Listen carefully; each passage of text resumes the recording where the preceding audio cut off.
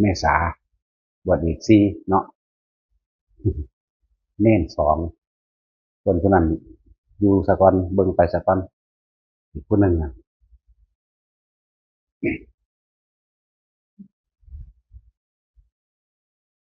มาแนวใดก็ให้โอกาสทุกคนเด้อ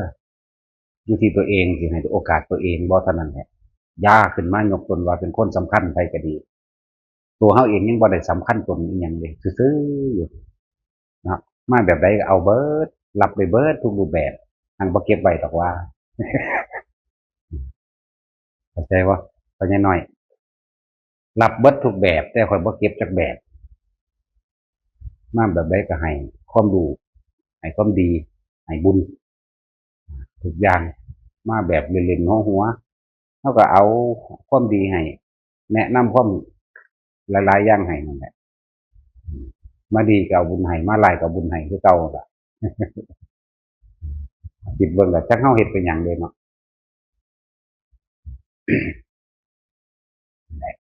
เฮ็ดไปซะมันมีกำลังอยู่ตายแล้วมันบ่ได้เฮ็ดหลายอย่างที่เฮาจะต้องคือว่านั่นแหละคนมันหนีร้อนมาพึ่งเย็นเฮาบ่ได้เลือกเลยบ่ได้เลือกได้ว่าผู้นี้เป็นคนร้ายผู้นี้เป็นคนจังซั่นจังซี่ถ้าเขาดีอยู่แล้วเขาบ่มาดอกเด้อทุกคนที่อยู่ในนี่ทุกๆคนนั่นรวมกันนั่นน่ะถ้าเขาดีแล้วเขาบ่มาเขาหนีร้อนมาพึ่งเย็นเขาหนีบาปมาพึ่งบุญนั่นแหละจังว่าให้ความอบอุ่นกับทุกคนบ่เลือกไผบ่เลือกผู้หญิงผู้ชายแล้วก็ขึ้นอยู่กับผู้นั้นว่าสิอยู่นำหมู่ได้บ่นะสำหรับคนที่เข้ามาในนี่พวกเฮาทุกๆคนอยู่ในนี่บ่ว่าหมู่ภิกษุสามเณรทั้งหลายให้ความรู้แก่กันเห็นใจซึ่งกันและกันเพราะว่าทุกๆคนเกิดมาด้วยความบ่รู้บ่แม่นว่ารู้อันที่ว่ารู้นั่นคือหลงทั้งเบิดนั่นแหละเข้าใจว่าตัวเองรู้ก็คือหลงนะแต่จังว่าบางคนก็เข้ามายกตนเป็นคนสำคัญว่าตัวเองเป็นผู้รู้ที่ไหนได้ก็เป็นผู้หลงเลยอยู่น้ำหมู่น้ำพวกบ่ได้ก็มีว่ามาจากหลายๆสถานที่มาบอกให้เฮาฟังว่าเคยอยู่หั่นว่าเคยอยู่นี่ฮู้จักเบิดนี่คือผู้หลงฮู้จักเบิดทุกอย่างสั่นจังซี่อันนั้นควรทำอย่างนั้นอันนี้ควรทำอย่างนี้นั่นล่ะหลงจังซั่นบางคนที่เขามาก็มาเป็นเจ้าที่จากการหลายอย่างคือว่าแหละแต่ว่าเฮาให้โอกาสเด้แนะนำว่าจังซั่นจังซี่แนะนำว่าบ่ให้แต่อยู่น้ำหมู่ได้เข้าหมู่ได้ก็เป็นอันว่าได้นั่นแหละที่คนที่เข้ามาเรื่อยๆเรื่อยๆเฮ็ดนำก็บ่ทันบางพักสถานที่พักหรือกุฏินั่นแหละเฮ็ดนำก็บ่ทันขยายไปหม้องใหม่เฮาสิได้ขุดเจาะน้ำบาดาลในที่ตรง18ไร่นั่นอีกทีนึงแล้วก็มาเจาะในโต17ไร่นั่นอีก2บ่อที่2แล้วก็โต1 2บวกกันแล้วมันก็เป็น17ไร่คือกันเนาะเห็นบ่เนี่ยสินเจาะอีกเป็น3บ่อเด่น1บ่อ2บ่อ3บ่อบ่อที่4อยู่บ้านห้วยดอนไร่บ่บ้านดอนไร่อีกที่เขาเจ้าบริจาคมาเนี่ยจะได้เจาะน้ำบาดาลไว้รองรับสำหรับคนที่มีหอดมาพึ่งเย็นพวกเขาอยู่ในนี่อย่าหอดเด้อคือพวกเขาอยู่ในนี่พึ่งพาซึ่งกันและกันบ่มีหยังสิเลิศประเสริฐเท่ากับการได้พึ่งพาซึ่งกันและกันเมตตามันมีในตนเองแต่เฮาหักตัวเองเสมอโดยผู้อื่นหักผู้อื่นเสมอโดยตนมันสิบ่ว่าไผเลวดอกธรรมดาแต่ถ้าเฮาดีเฮาก็บ่มาเกิดดอกเฮาก็เลวคือกันนั่นแหละกรุณาคือการช่วยเหลือให้ความรู้ให้ความเป็นอยู่ให้ความกินเจ็บไข้ได้ป่วยเฮาก็ดูแลรักษากันผู้ใดได้ยังได้ดีหยังมากก็แล้วแต่ให้มันอย่าอิจฉาริษยากันให้เห็นดียินดีไปนำกันสาธุนำกัน แต่ตัวสุดท้ายของบางอย่างก็ต้องได้อุเบกขาในเมื่อแนะนำแล้วอันนั้นนี่บ่ได้แล้วเขาเข้าใจว่าเขาเป็นผู้รู้ก็ต้องว่างปรงว่างคือบ่นำเรื่องเก่าๆเข้ามาหรือว่าบ่นำอารมณ์ของเขาเข้ามานะจึงบอกว่ารับไว้เบิดนั่นแหละทางบ่แบกมาแบบใดก็ตามมาแบบผู้รู้ก็ตามแต่มาแบบผู้รู้เขาก็นั่งฟังสิยากหยังวะเห็นว่าล่ะมาแบบผู้รู้มาแบบผู้หลงเขาก็นั่งฟังเขาเบานะมาแบบใดก็คุยนำเบิดเอาโลดเป็นสั่นนั่นแหละบ่ได้บ่ได้เมื่อยดอกจริงๆอ่ะยันแต่บ่ได้เฮ็ดยันแต่ตายก่อนอยากว่าล่ะแต่ว่าเรื่องว่าย่านตายจริงๆอ่ะบ่ย่านเด้ถ้ามันมีโอกาสก็เลยเฮ็ดไปซ้ำตายเพราะทุกชีวิตที่นี่ตายเบิดนี่ใครสิเป็นหยังมากก็สร้างเป็นเจ้าเป็นนายมาทางใดบ่มีผู้ใดใหญ่กว่าโลกดอกเออนี่หมายถึงว่าเฮ็ดไปเถอะเฮ็ดทุกอย่างในการที่ว่าเฮานี่รับใส่ถ้ำทรงต่อถ้ำนำความจริงคือถ้ำเข้าสู่หัวใจแต่ละคนแต่ละคนแต่ว่าคนผู้นั้นถือกระทำใดขนาดใดเนี่ยไม่รู้แล้วแต่เขารับใส่ถ้ำทรงต่อถ้ำคือยังเอาคนขึ้นเรือนี่แหละส่วนเขาสิพายหรือบ่พายเป็นเรื่องของเขาเขามีหน้าที่สุดคือแค่นี้คือคำแนะนำที่เฮาให้กับทุกๆคนนั่นแหละทรงชาติเจริญชาติเด้อเจริญสติปัฏฐานสี่เด้ออานาปานสติเด้อเขาก็มีอยู่หลักสูตรเดียวนี่แหละหลักสูตรอื่นมันอ้อมโพดแล้วบ่อยากบอกมันอ้อมกับมันว่างยากยิงได้เบิดนั่นแหละทางเอามองเดียวเอามองมาลัดสันซะมาหูจักว่าใจเป็นไงใจเป็นประธานทุกอย่างสิเกิดหรือสิตายเวียนว่ายอยู่นี่ก็อาศัยใจนั่นแหละที่ว่าเกิดก็อาศัยใจคือเขาก็เลยบ่ผ้าอ้อมมันโผล่มันมั่นหมดแล้วมวนหมดแล้วอ้อมผ้าเบิงสวรรค์ผ้าเบิงนรกจังซี่โอ้ยมันวางบ่เป็นเลยเศร้าวางบ่เป็นของเล่นต่างๆนานาสารพัดบ่อึดเยอะแยะก็บ่เอาล่ะดับจิตเจตนาอย่างเดียวครับตัดจิตเจตนาตัวเดียว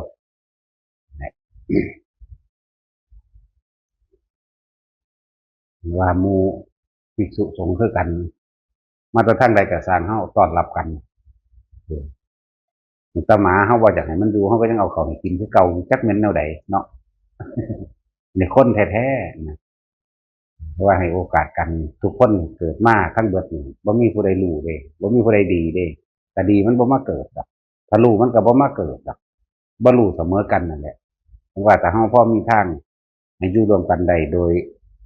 มีความสามัคสมานสามัคคีกันหมู่ภิกษุสงฆ์สามเณรก็คุยกันโดยภาวินัยอย่าเอาแนวอุ่นคุยเรื่องโลกมันผ่านมาน่ะเลวทรามมาเบิดทุกคนนั่นแหละใครก็ดีเนาะบ่ได้ว่าดีเด้เลวทราม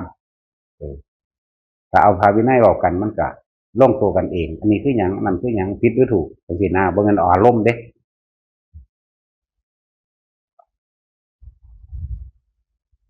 ว่าให้ความพึงพาซึ่งกันและกันช่วยเหลือซึ่งกันและกันแต่ละคนทุกคนบ่ผ่านความผิดมาบ่มีจักคนดอกคือเฮาเว้าอยู่ตลอดคนที่บ่ถูกนินทาก็บ่มีในโลกคนที่บ่นินทาผู้อื่นก็บ่มีในโลกคือกันอย่าว่าแต่ผู้อื่นบ่ดีหลายเฮาจำเอาแต่ภาษิตว่าคนไม่ถูกนินทาไม่มีในโลกจำเอานี่แสดงว่าเจ้าของดีเนาะคือบ่ว่าคนที่ไม่นินทาผู้อื่นไม่มีในโลกโดยเฉพาะกูนี่แหละคือบ่ว่าเนี่ยแม่นว่าซั่น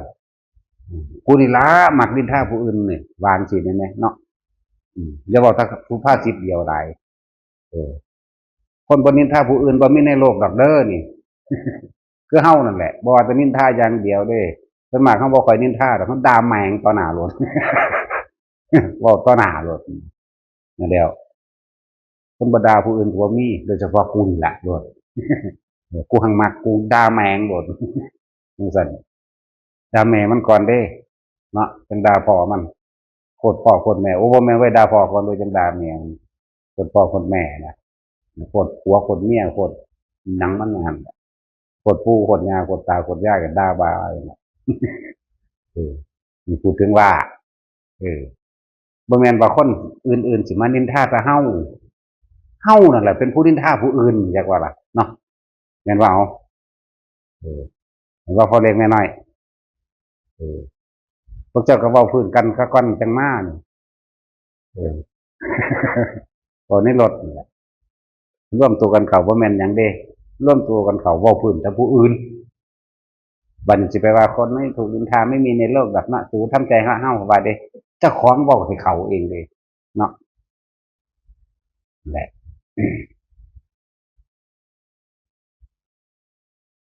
ว่าเฮ็ดหรือว่านั่นแหละคนมันบ่รู้มันจึงเที่ยวเวียนว่ายใจเกิดมาแบบนี้ฉะนั้นพวกเฮาที่เข้ามาอยู่ในนี้ให้โอกาสซึ่งกันและกันเด้อให้โอกาสทุกคนหาที่พึ่งเด้เขาจังแลนมามีฮ้อนมาพึ่งเย็นมีบาปมาพึ่งบุญให้ทุกคนมีใจเย็นๆให้ทุกคนใจบุญเอออย่าพึ่งว่าให้เขาคนนั้นคนนี้เออต้นคดปลายตรงปลายดีก็มีนั่นแหละต้นดีปลายคดก็มีผู้ใดมาแบบใดก็สร้างให้ความรักให้ความอบอุ่นให้ความเมตตาให้ความช่วยเหลือมีความแสดงความยินดีซึ่งกันและกันว่าเขามาในทางนี้ดีก็เขาผิดแล้วเออเมื่อบ่มีผู้ใดให้ที่พึ่งเป็นมหาโจรใหญ่ฆ่าคนไปเลยก็มีเด้นั่นแหละองคุลิมานเพิ่นก็พระพุทธเจ้าว่าให้โอกาสเนี่ยเพิ่นก็อาจสิฆ่าไปเลยก็ได้เห็นบ่ล่ะโจรข้าวแดงก็อาศัยธรรมะพุทธเจ้าได้จังกลับกลายเป็นโจรลูกศิษย์พระสิงลูกศิษย์สามเณรสังกิจจะ500โจรเพิ่นก็ยังให้โอกาสได้เบิ่งดูพวกนี้บ่ทันได้โจรปานใดดอกหลายๆคนที่เข้ามาอกหักผิดหวังด้วยโชคหรือไอ้ชะตาชีวิตที่เขาไปอยู่ในประเทศอันบ่สมควรหรือสถานที่อันบ่สมควรนั่นแหละมันเป็นอาปาติรูปเทศวาโสจักอยู่ในสถานที่อันไม่ควรสังคมบีบจังซี่มันดีตัวมันคิดได้หลายๆคนติดยามาหลายๆคนได้โอกาสออกจากคุกมาจังซี่แต่นี่มาปรับปรุงตัวเองลองมาอยู่ในวงแวดล้อมที่มันมีความอบอุ่นวงแวดล้อมที่มันมีแต่ความเมตตากรุณามุทิตาซึ่งกันและกันนะและตัวเองก็ต้องให้โอกาสตัวเองเด้เห็นเขาเจ้าดีอย่าคิดว่าจะเห็นเขาเจ้าดีน้ำเห็ดน้ำจังสันจังสี่อย่าคิดว่าตัวเองมีความสำคัญเด้ที่จริงเขาอยากให้เป็นคนมีจิตใจอบอ้อมอารีเหมือนกันนั่นแหละคนที่เกิดมาทั้งเบิดที่บ่เคยเป็นญาติกันบ่มีเลยในโลกบ่ว่าอยู่อเมริกามันก็ตามเอธิโอเปียก็ตามล้วนแล้วจะเคยเป็นญาติกันกับพวกเฮาทั้งเบิดนี่แหละบ่ฮู้ว่ากับใดบ่ฮู้ว่าอาสงไขยใดเด้ในตสัตว์เดรัจฉานที่อยู่นำเฮาฆ่ากินอยู่ก็ญาติเฮาคือกันไก่เป็ดหมูสร้างม้าวัวควายปลาญาติเฮาเบิดแม่นบ่ล่ะคือว่าละว่านพันได้รู้ก็เลยว่าบ่แม่นไก่เฮาฆ่ากินดีบ่ดีเป็นคนที่สละชีวิตตัวเฮาก็มีเด้ฆ่ากินปาดคอเฮาออกจะเฮ็ดแม่จะเฮ็ดแม่ก็มีจะเฮ็ดพ่อจะเฮ็ดพ่อก็มีเด้พอได้นี่จำพ่อบ่ได้บ่จำพ่อบ่ได้บ่แต่ว่ามันเป็นเสียงไก่เวลาปาดคอมันลกคอมันเนาะกสินงัดคอมันลกตรวจออกปาดจะเอาเลือดไหลสดๆเนาะโหดเหี้ยมเอามาเฮ็ดเด้อีหยังสิสายแล้วเร็วทำคนว่ะเนาะบัดนี้แต่ของก็ลงไปเป็นเองเด้ตราบใดที่พวกเฮาบ่ถึงที่สุดคือพระนิพพานนะเฮาก็ต้องมาหลบหลับสดใสเด้อเอาดีๆเด้อไปก็ดีนั่นแหละเบิดนี่ล่ะผู้ใดเคยใส่ขี้หวกแตกเปาะก็ได้ตัวก็มาเป็นพนันโตแหละปวดแม่งกินโน่นเท่าใดเนาะเอาปลาลูกคอกมะมกเท่าใดบาดลูกเจ้าของป่วยซื่อๆว่าท่านตายศูนย์ให้โรคภัยไข้เจ็บว่าซั่นเนาะบาดไปเอาลูกเขามากินไงเห็นบ่หรือว่าเรื่องคนโบราณตะกี้คือรุ่น50 รุ่น50ขึ้นนี่เนาะแต่เฮาขุดหนูซิ่งเนาะพี่เนาะเอาลูกแดงๆมันมากี้ใส่ไฟเด้บัดลูกตะของแดงๆมันคือหักกะแค่แล้วนี่เนาะก็บ่กี้ใส่ไฟกินนะ เป็นสั่นแหละขวดหนูซิ่งเจ้าเคยบ่ไปเล็กไปน้อยคือกินหนูซิ่งบ่หนูซิ่งแดงๆนะมันเออก็เคยตัวมันจังบอกได้ว่ามันไหมมันแสบนะเนาะแมงมันมื้อนี่เน็บอะไรความบ่รู้ของพวกเฮาจังว่าพวกเฮานี่รัดสั่นเอาเด้อใครก็สั่งทุกอย่างถ้ามันเกิดจากจิตเฮาฮู้จักแล้วว่าเกิดจากความคิดทุกสิ่งทุกอย่างอาศัยความคิดความคิดเป็นไงความคิดเป็นประธานเด้ก่อนสิเฮ็ดหยังก็ช่างต้องมีความคิดไปซะก่อนเด้เฮ็ดจังได๋เฮาสิหยุดความคิดได้ในความคิดที่ในความอยากได้และอยากเป็นนะต้องแยกแยะมันเป็นบางคนมันถามแง่ๆมาแต่คนบ้าบ่มีความคิดบรรลุได้บ่มึงไปเป็นบ้าสักคนได้หรือบ่ได้ก็ดีเฮาก็ตอบแบบนั้นคือกันเออคำว่าสติเนี่ยมันบ่รู้จักบ่เนาะมาถามอีหยังแนวนั้นสติแปลว่าความระลึกนึกได้ในความผิดความถูกเด้สตินี่นะตัวสำคัญมันบ่แล่นไปก่อเกิดอารมณ์บ่ได้หรือเอิ้นความคิดก็ได้ความคิดในกระสร้างที่บ่มีอารมณ์ในความรู้สึกในความพอใจตัวเดียวขาดสิ้นหมดเลยตัวนั้นต่างหากที่ว่าหยุดคิดมันบ่แม่นว่ามันบ่คิดมันคิดอยู่เออแม้แล้วพวกว่าเป็นพระอรหันต์ที่เราหาโคตรพ่อโคตรแมงเนาะกูก็บ่เป็นแต่ว่ากูเว้ามันบ่แม่นว่าบ่แม่นคนแบบบ่คิดหยังแบบนั้นเด้ที่แรกก็หาอาศัยวิธีนี้ซะก่อนตัวเออ คิดอยู่หังบ่แม่นในความอยากได้กับอยากเป็นมันจบแล้วแม้แต่พระอรหันต์ก็บ่เป็นไงบ่อยากเป็นไงแม้แต่นิพพานก็ยังบ่อยากไปนี่ไงนี่ไงเออมันสลืออยู่ของมันตื่นสนิทแบบนั้นไงโอ้เนาะคือว่าแล้วว่าเขาบ่รู้ก็เฮาศูนย์ใส่รถได้เฮาศูนย์จะตายอย่างเดียวเด้สิเว้าจังซี่ถ้าเวลามันโมโหนี่ดึงกลับมาเบิ่งเจ้าของตัวเด้อกูเรียกตัวสูดอกเออ เวลาอันสูโมโหให้กูเว้าบ่ม่วนเบิ่งพฤติกรรมแล้วกูสูบยาจั่งซี้กูก็ไปหาผู้บ่สูบยาก็คือว่าเบิ่งกูแมงบ่เนาะคนพ่อคนแมงบ่บอกคนปู่คนยางบ่บอกเนาะดูเทศดีอยู่แต่ดูพฤติกรรมแล้วสูบบุหรี่อยู่นะจั่งซั้นแหล้วพ่อกับแม่มึงบ่สูบบ่เออแต่พ่อกับแม่มึงสูบจะไปไกลไหมบ่ดีเด้อปู่ย่าตายายลุงป้าอาครูบาอาจารย์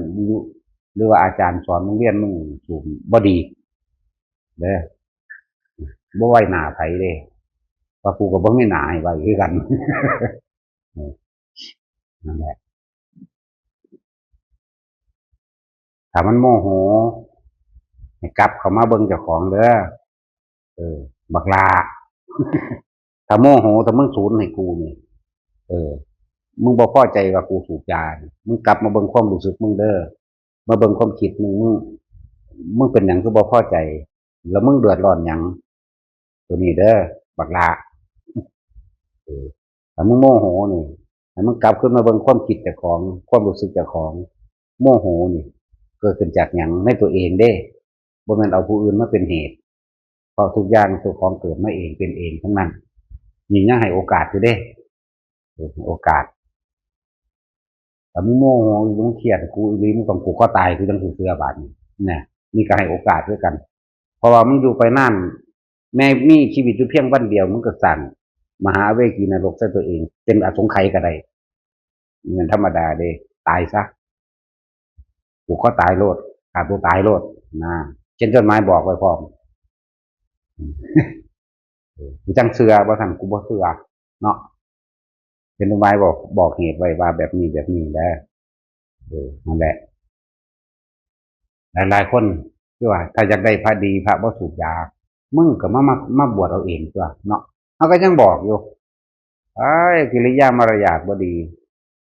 เว้าบ่ดีเว้าบ่ม่วนเว้าคำหยาบเนาะ มันเป็นจังไดมึงกินสีกเบิ่งขึ้นหนังงัวหรอวะมึงกินหนังงัวดึงเบิ่งเนาะเห็นว่าซั่นกูบ่เห็นว่าคำใดสิหยาบเลยแล้วก็บ่เห็นว่าคำใดสิสุภาพอีก อ่อนหวานก็บ่มีหยาบก็บ่มีเด้พูดดีก็บ่มีพูดบ่ดีก็บ่มีนั่นแหละเฮาบ่ได้ไปอธิบายให้ฟังเด้มันก็ว่าแม่งบ่เด้เนาะเออพูดไม่เพราะกูก็บ่เห็นว่าคำใดสิบ่เพราะสระสลวยจักคำก็บ่มีพูดเพราะก็บ่มีพูดไม่เพราะก็บ่มีเด้แต่มันเป็นจังไดพูดคำหยาบคือสุกี้หนังงัวกินบ่กินหนังงัวหนังควายกินบ่มันดึงแหงบ่มีหยังนั่นเจ้าเคยกินบ่กินหนังงัวเจ้าน่ะได้เจ้าจะลบ บ่เคยกินบ่เออแซ่บๆอยู่เนาะ นั่นแหละคำหยาบมันหยาบแบบหนังงัวหนังควายบ่จังซั่นน่ะล้วนแล้วแต่ปรุงแต่งออกหาผู้อื่นเบิดมึงกำลังเกิดมึงรู้จักบ่พบเกิดเด้นั่นน่ะหันมาเบิ่งเจ้าของเด้อพบเกิดเด้ความรู้สึกเกิดคือพบเกิดนั่นแหละคือปรุงแต่งมันอันนี้ก็บอกมาตลอดว่าผู้ใดอยากได้พระดีตัวเองมาเป็นพระซะก่อนแล้วดีให้เขาเบิ่งกูบ่จักเด้กูดีหรือบ่ดีกูบ่จักเด้แต่กูเป็นหยังพร้อม เออเนี่ยแล้วก็บ่บรรลุหยังอีกเด้จักเป็นจังไดความบรรลุพระอรหันต์ก็จักเป็นจังไดก็บ่ฮู้จักอีกรู้จักแต่ผู้อื่นนั่นแหละเฮาก็เลยเนาะ สั่น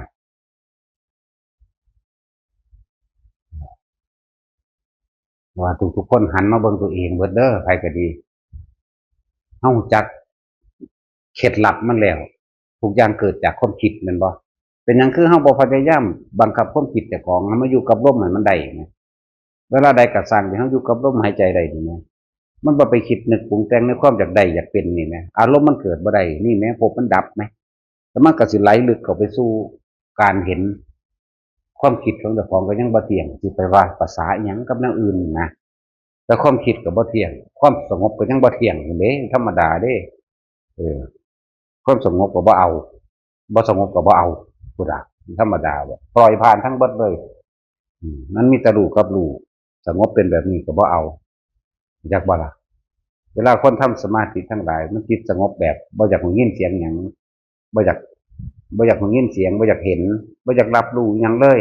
เนี่ยนี่แหละที่ว่ามันไปเอามันได้เข้าไปเอาแบบนั้นแต่ว่าเฮาบ่เอาแล้วแบบนั้นเฮาเอาตรงที่บ่สงบอยากบ่ล่ะทางบ่ได้เอามาถือไว้เด้เข้าใจว่าพอเล็กน้อยๆเจ้าเข้าใจอยู่บ่ล่ะเฮาบ่ได้ถือเอาเบิ่งมันเกิดดับซื่อๆเบิ่งมันเกิดเบิ่งมันดับความคิดนี่แหละบ่ได้เบิ่งแนวอื่นเด้อันแนวอื่นน่ะมันปล่อยแล้วล่ะมันฮู้แล้วคนอยู่ในนี่เกิดมาตายเบิดหมูหมากะไก่เกิดมาตายเบิดต้นไม้เกิดมาตายเบิดดวงอาทิตย์เกิดขึ้นมาตกเนาะนั่นบ่คนป่วยรักษากันไปก็รักษาไปตายเห็นบ่ซั่น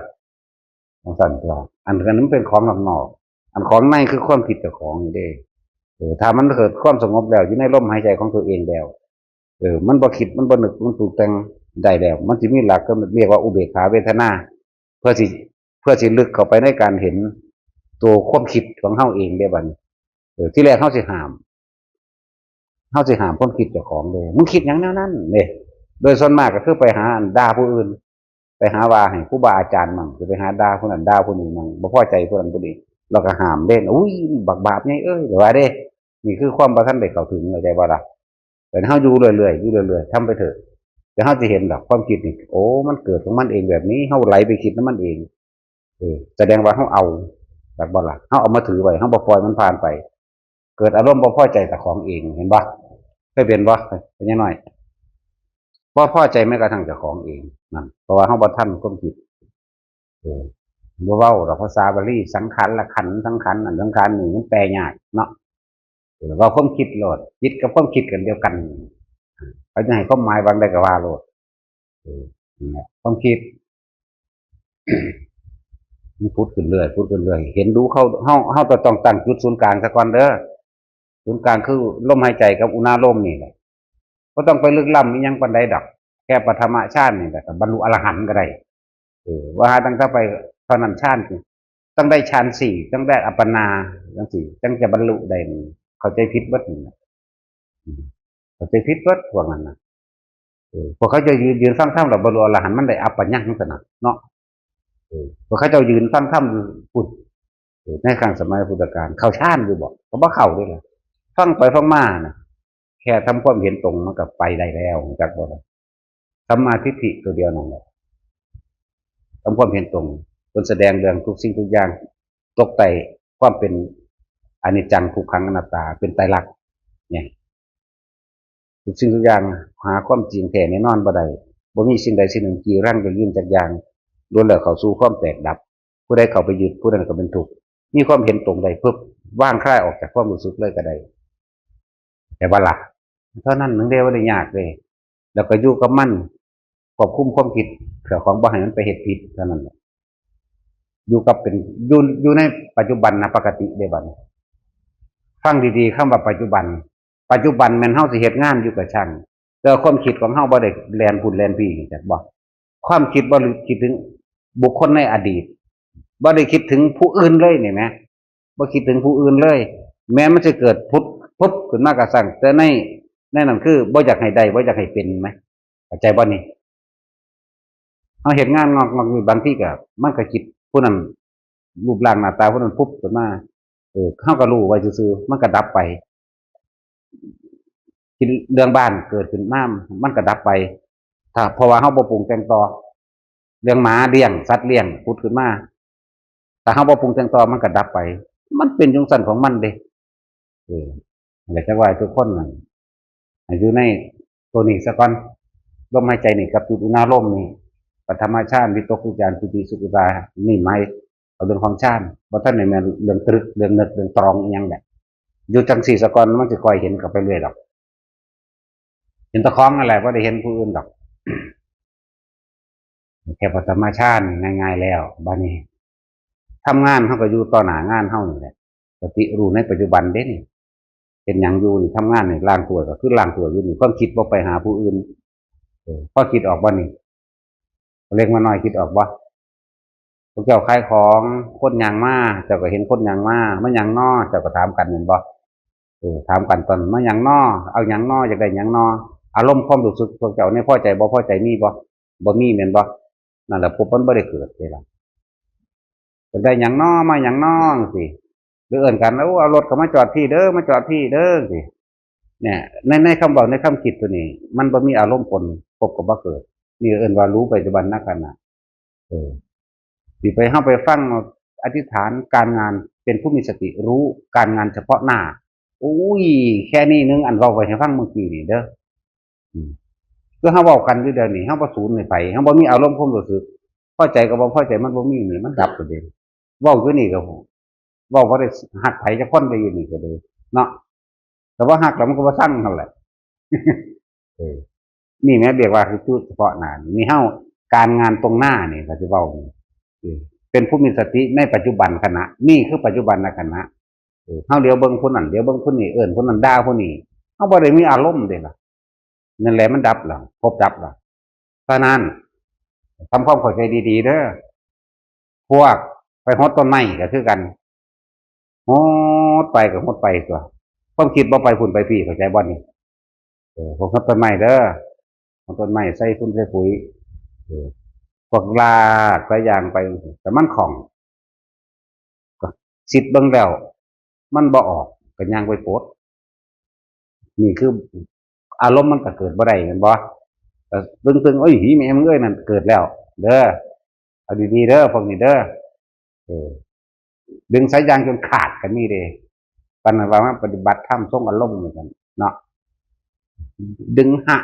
ศูนย์ใส่มันน้องเดิมโอ้ยตายตอนนั้นลงนรกเลยมันไหมเนาะว่าใจลมเจ้าก็เตะมันจนขาดคุณบอกจังสั่นแล้วเพียงแต่เข้าบอกคิดไปหาบุคคลสัตว์สิ่งของอันเป็นอดีตมันก็เป็นปัจจุบันแล้วนี่แหละเรารู้ปัจจุบันณขณะก็คือรู้แบบนี้อันนี้วิธีมันก็ได้ฝึกนั่นแหละจับจุดอุณาโลมจับจุดนาโลม ผู้ใดก็สร้างว่าตั้งแต่ตายในอุณหโลมได้ว่าท่านบรรลุหยังก็สร้างมันดอกบ่ตกต่ำดอกเป็นพรหมเบิดนั่นแหละตายในการทรงฌานนะจากทรงฌานบ่นี่แหละฌานมันแปลว่าเพ่งทรงมันแปลว่ารักษาอารมณ์ความรู้สึกให้อยู่ในอารมณ์ความรู้สึกเดียวนี่อารมณ์ความรู้สึกเดียวอยู่นี่อารมณ์นี่เป็นอารมณ์เวขาเด้บ่ท่านบาปบ่ท่านบุญจากวันเป็นกลางๆอยู่ตายในทรงฌานใดจังซี่ไปเป็นพรหมก่อนเนี่ยเป็นวิธีที่ง่ายขนาดแล้วบัดนี้ตายในลมหายใจเลยบัดนี้ลมหายใจเนียนแน่หนึ่งเป็นยังว่างๆเลยยังน้อยๆก็อนาคามีขึ้นแล้วยังน้อยๆเด้ยังหลายๆก็สิหยังนั่นแหละเนาะยังหลายๆบ่มีหยังเลยยังหลายๆนี่บ่มีหยังเลยว่างว่ารัดสั้นที่สุดแล้วล่ะเด้อผู้ใดก็ดีแล้วก็บ่ได้ไปเสียเวลาในการไปนั่งรับตานานๆเดินจงกรมนานๆหรือว่านั่งในท่าเดียวเด้บ่เป็นนั่งหน้าขมิ้วคิ้วขมวดอดขาสั่นอยู่ว่าสั่นบ่แม่นแบบนั้นเด้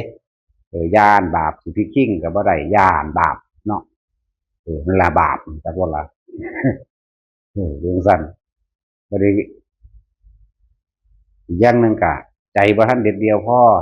นะบ่ทันเด็ดเดียวกะป๋าผัวป๋าเมียพ่อไผก็ดีก็เลยเฮ็ดจังซี่แหละแต่ก่อนมันก็บ่แน่ดอกตกระหว่างในระหว่างท่ามกลางว่าใจสิขาดตายแท้ๆมันบ่ได้สนใจหยังปึ๊บเข้ามาลมหายใจมันไปของมันเลยเด้อแต่ว่าพวกเฮาฝึกให้มันชินคนเฮาเวลาสุดท้ายแล้วเจ็บปวดแท้ๆแล้วหรือคนที่เขาอยู่ในโรงพยาบาลคนอยู่ในโรงพยาบาลเอิ้นใส่ลูกเอิ้นใส่ผัวเอิ้นใส่เมียเอิ้นผู้ใดเอิ้นผู้นี้บ่มีคนมาถอดความรู้สึกให้เฮาได้เด้เพราะมันเป็นเรื่องภายในของเฮาเองความรู้สึกนี่นะบ่แม่นความรู้สึกภายนอกแห่งกายเด้กายเจ็บปวดอาจสิเอายาแก้ปวดใส่ได้เอายามึนยาชาใส่ได้แต่ว่าใจเจ็บปวดนี่บ่ได้ตัวเองต้องเยียวยาตัวเองต้องรักษาตัวเองนั่นแหละถึงเวลาขับขันจังสั่นมันแล่นเข้าลมหายใจเด้เมื่อแล่นเข้าลมหายใจจริงๆแล้วมันตายมันไปนี่อนาคามีเลยก็ได้อรหันต์เลยก็ได้เด้จักว่าล่ะมันมีอานิสงส์มากๆอยู่เด้ก็สิเว้าเรื่องคืออันนายจราคาสบันทึกเขาเจ้าเขียนไว้ว่าได้อนาคามีอยู่เด้ฆ่าคนมาทั้งชีวิตนะ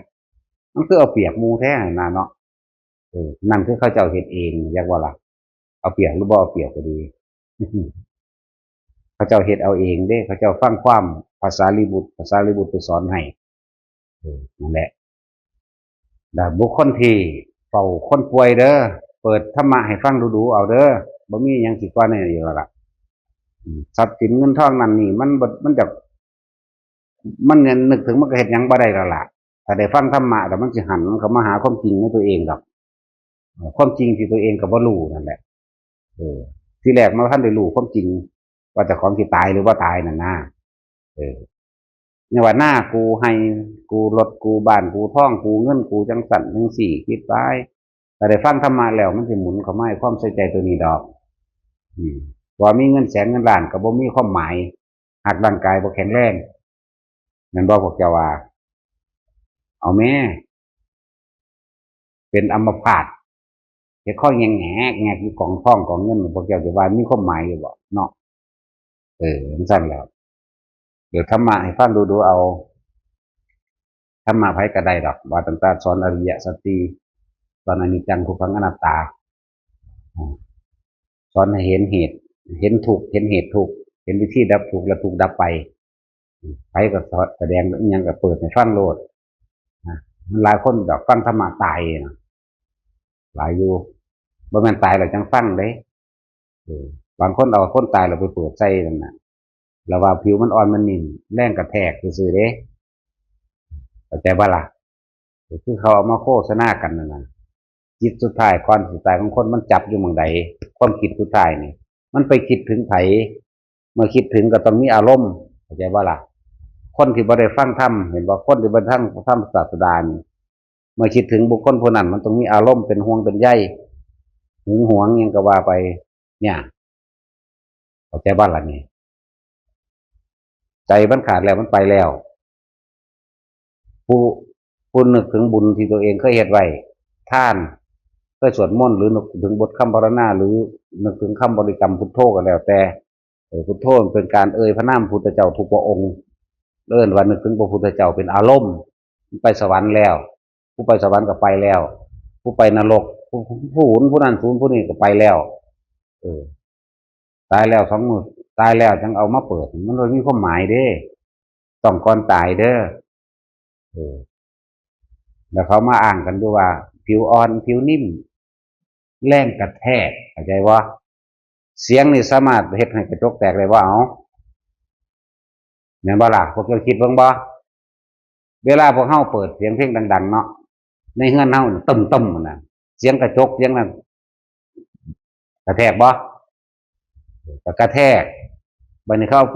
ขาใส่โล่งไว้แล้วเขาก็ไปเปิดใส่นั่นก็แรงกระแทกนั่นแหละยังเข้าใจผิดเด้ออย่าเข้าใจว่าจังซั่นให้เขาเจ้าฟังก่อนสิตายโลดบ่แน่อาจได้อรหันต์เลยเนี่ยอาจได้เด้บางคนก็ได้อรหันต์เลยบางคนก็ได้อนาคามีบางคนก็ไปสวรรค์พรหมโลกจังซั่นเด้อนั่นแหละผู้ใดดูแลคนป่วยอยู่บ่ต้องไปวิตกวิจารณ์เรื่องสิย้านตายอิหยังดอกมันตายแน่นอนบ่ต้องย้านตายแน่นอนบ่ต้องย้านถ้าเฮาบ่ป่วยนี่เฮาก็บ่ย้านนั่นแหละตายมันสิลอยตายไปเลยดอกบ่ยากดอกตายไปบ่เงิดไปเงิดตัวเรื่องอยากตายนี่อยากอยู่ว่าอยากขี้คร้านกินข้าวขี้คร้านกินข้าวเดี๋ยวก็ร้อนเดี๋ยวก็หนาวทุกข์มันยังเกิดขึ้นเลยในกายนึงเด้อันนั้นว่าทุกข์ดอกร้อนมากก็กินผู้ซ่าหนาวมากก็ห่มผ้าโตๆยากหยังวะเนาะก็สินเจอมันคร้านกินข้าวแหละจงทำจิตหนึ่งเพ่งอยู่ในอารมณ์อันเป็นหนึ่งจิตหนึ่งคือความคิดอยู่กับลมหายใจเลื่อนว่าเพ่งอยู่ในความรู้สึกอันเป็นหนึ่งคืออุเบกขาเห็นอยู่แค่นี้จะไปเห็นอีกอย่างมากบอกสิขับรถอยู่ก็เห็นได้จะทำงานยังอยู่ก็เห็นได้จะสิอธิบายคำว่าสติรู้ปัจจุบันสติหรือสตินี่คือลมหายใจเข้าออกหรือสตินี่คืออยู่อุณาโลมเป็นชั้นที่2แล้วหรือสตินี่อยู่ในการงานตรงหน้าคือบ่คิดถึงผู้อื่นเด้อเข้าใจบ่นี่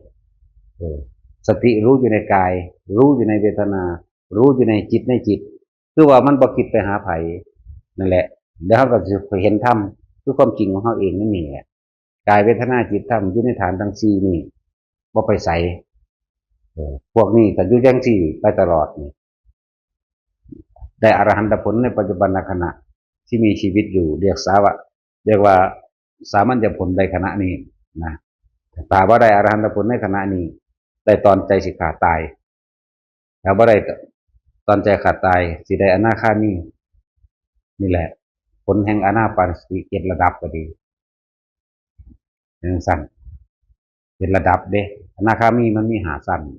จากว่าล่ะเรียกว่า7 ระดับแล้วจังนี่คืออานิสงส์แห่งอานาปานสติเด้ออนาคามี5ยังละลืมแล้วยังบุสุทัสสาสุทัสสีอากาศนิจกาเนี่ยนะอันนี้แหละเราได้3 สั้นมันลืมคือมันอรหันต์แล้วก็อรหันต์ตอนที่มีชีวิตอยู่อรหันต์ตอนจะขาดนี่เริ่มว่า7 ระดับเป็นว่าแต่ว่าที่รองรับมันน่ะบ่แน่อาจได้โซดาสกิทาคามีตกขันตามพรหมโลกต่างๆอันนี้เพิ่นเว้าตามอันหลักสูตรเด้อเว้าตามหลักสูตรที่พระพุทธเจ้าแสดงไว้ซื่อๆดอกอันนี้แต่ความจริงมันตกข้างความคิดของเฮาบ่ไปคิดฮอดผีสางนางไม้เทวดาเข้าใจว่าล่ะมันมีเฉพาะรัตนตรัยกับพึ่งตนพึ่งธรรมนึงเด้นี่ลมหายใจนี่มันบ่คิดถึงเทวดาบ่คิดถึงหยังบางทีอาจสิเจ็บปวดอยู่โอ้ยมั่งกลับมาล้มหายใจฝืดใจตันมั่งกูหายใจบ่ออกกูมั่งก็กลับมาล้มคือเก่าแหละแต่ว่ามันสิตกข้างอยู่น้ำพรมนั่นแหละไปเถอะส่งชั้นตายนั่นไปวิธีที่ง่ายแล้วไผก็ดีมาฝึกเอาเงินซื้อบ่ได้เด้แนวมื้อนี้ มันสื่อว่าอะไรเฮาฝึกให้รู้สึกได้ในตัวเองก็ละเมื่อทุกคนได้เริ่มต้นเป็นแล้วเรียกว่าปลูกโพธิปลูกโพธิจากบ่ละโพธิปัจจยธรรมปลูกต้นอันนี้ได้แล้วตัวเองก็ไปใส่ปุ๋ยรดน้ำพ่นดินตัวเองคือการทำให้เหมาะทำให้มากทำให้บ่อยคำว่าทำให้มากทำให้บ่อยบ่ได้แปลว่าไปนั่งมากๆบ่แมันไปเดินจงกรมบ่อยๆอย่างนั้นสั่นเด้ทำให้มากทำบ่อยคือนึกถึงจากบ่นึกถึงลมนึกถึงลมให้มากนึกถึงให้บ่อยนึกถึงจนชินนั่นแหละมากบ่อยชินทำให้เป็นดุจดังยานเกิดยังขึ้นปั๊บกลับมาล่มโดดนั่นแหละย่านไปเลยว่ามันย่านไปเห็นสวรรค์นรกยังดอกมันย่านแบบนั้นแบบนี้ดอกแต่ผู้ใดสามารถจับจุดหน้าร่มได้นะที่ไปเข้าใจว่าคุณไสยไสยศาสตร์มนต์ดำเขาใส่เป็นเล่นของล่องหุ่นเฮ็ดยังเข้าบ่ได้แล้วบอกให้เลยว่าบ่มีเนี่ยจังซั่นบ่มีเด้อผู้ใดเข้าใจว่าเขาใส่กูจังซั่นเขาใส่ของกูจังซี่คิดว่าแน่เจ้าของสำคัญปานใดรวยเพราะเขาสิไปใส่ของอยู่บ่ถ้ามันใส่ได้มันมีได้อีหลีกูก็ไปใส่พูดแล้วพวกกันรวยๆพูดแล้วเนาะอีรอนมัสพูดแล้วบ่ใส่เอาผู้จังซั่นเด้กูบ่ใส่เอาเด้หน้าดำหน้าแหลวตอดเนาะกินป่นกบสอนหัวกินหาหน่อไม้ลักหน่อไม้ไม่กินอยู่เพราะนั่นก็สิกูไปใส่เอาหยังแม่นบ่ล่ะอีหลีนี่แหล้วมันยังฝนตกมากก็ไปหาไข่แมงดาอยู่นี่แหมขัวอีปูกินป่นปูกินอยู่เก็บเห็ดกินอยู่นี่แหมจักกูสิไปใส่หยังก็จังซั่นถ้ามันมีจริงจักบ่ล่ะมันบ่มีจริงมันเป็นความคิดของคนในความเชื่อกับความจริงคนละอย่างเด้แต่มันมีจริงคนตั้งเฮาค่ะคือหยังนี่เนาะเขาก็ใส่เฮาตัวปานนี้แหมบ่ซั่นสิว่ามาใส่กูในเถินมาใส่กูในเถินแหละเนาะผู้ใดมีพระเล่งกิจก็เพ่งมาใส่กูนี่แต่กูกองดากใส่จังซั่นอีหลีนั่นแหละแม่นบ่ล่ะครับเดี๋ยวจะเข้าใจว่าเขาสิใส่แล้วจักสิใส่ไปหยังนะอีใดก็เลยแต่ว่าเฮาใส่เนาะผู้ใดเข้ามาก็ย่านว่าเฮาใส่เอาหัวซานโอ้ยน่ะเมื่อทองคำป้อนเมียมึงบอกกูจังสิอยากได้เนาะกูเห็นกระหมกปลาซิ่วแน่คนปลาเข็งแน่นั่นเด้ล่ะทั้งแรกก็ซื้อที่โปมมากหวยกันกินอยู่เนาะไว้น้อยๆพวกแก้วรวยๆก็เขาก็เห็นไว้พวกแก้วทอดทองคำกินได้ล่ะเนาะไปกินข้าวกับเผ็ดล่ะตำหุงเพราะนั่นแหละทั้งกี่ที่สำรวมอีกเนาะมีสั่นเด้อจะเข้าใจว่ามันมีจริงมันมานำความคิดพวกเจ้าแต่ว่ามันบ่แม่นมาแบบมีจริงมาเด้จักบ่พวกเจ้าสิหลงง่ายในตัวนั้นเลยคิดกังวลเลยบ่กล้าสิเฮ็ดอีหยังเลยย่านคนที่เข้าใจว่าคนมันเป็นหมอผีเป็นหมอธรรมนี่จะกูตีนทำมันนั่นแหละสิไปมีอย่างมันบ่แม่นเด้อบ่มีดอกมาใส่กูนี่เด้อมาใส่กูโลดเนี่ยถ้าเขาก็กลุ่มใส่ยุงสั้นเขาเข้าใจเขาเชื่อว่ามันมีเอ้าคือบ่เป็นหยังเขาว่าก็มันบ่แม่นก็มันบ่มีเด้อนั่นแหละแต่ก็สิใส่เอาหยังแม่นบ่ครับอยู่ซื่อๆก็สิไปใส่เอาแต่ว่าผู้งามว่าโอ้ยแต่มันมีอีหลีกูไปใส่เอาพวกนางงามจักรวาลพุ่นแล้วเนาะแม่นบ่ล่ะแต่เฮาดาราประเทศนั้นประเทศนี้พุ่นแล้วถ้ามันมีไงสิมาใส่หยังหน้าเราออดตอดแตกอยู่ฮ้อนจังสิอยากกินของหวานก็ไปหาเก็บหมักเล็บแมวกินแม่นบ่ซั่นผลไม้อย่างดีเก็บหมักเล็บแมวเก็บหมักก้นคกมากินหมักต้องแล่งเดี๋ยวตำมะขามตำข่าใส่มดแดงตำขี้กล้วยแม่นบ่มันซั่นแล้ว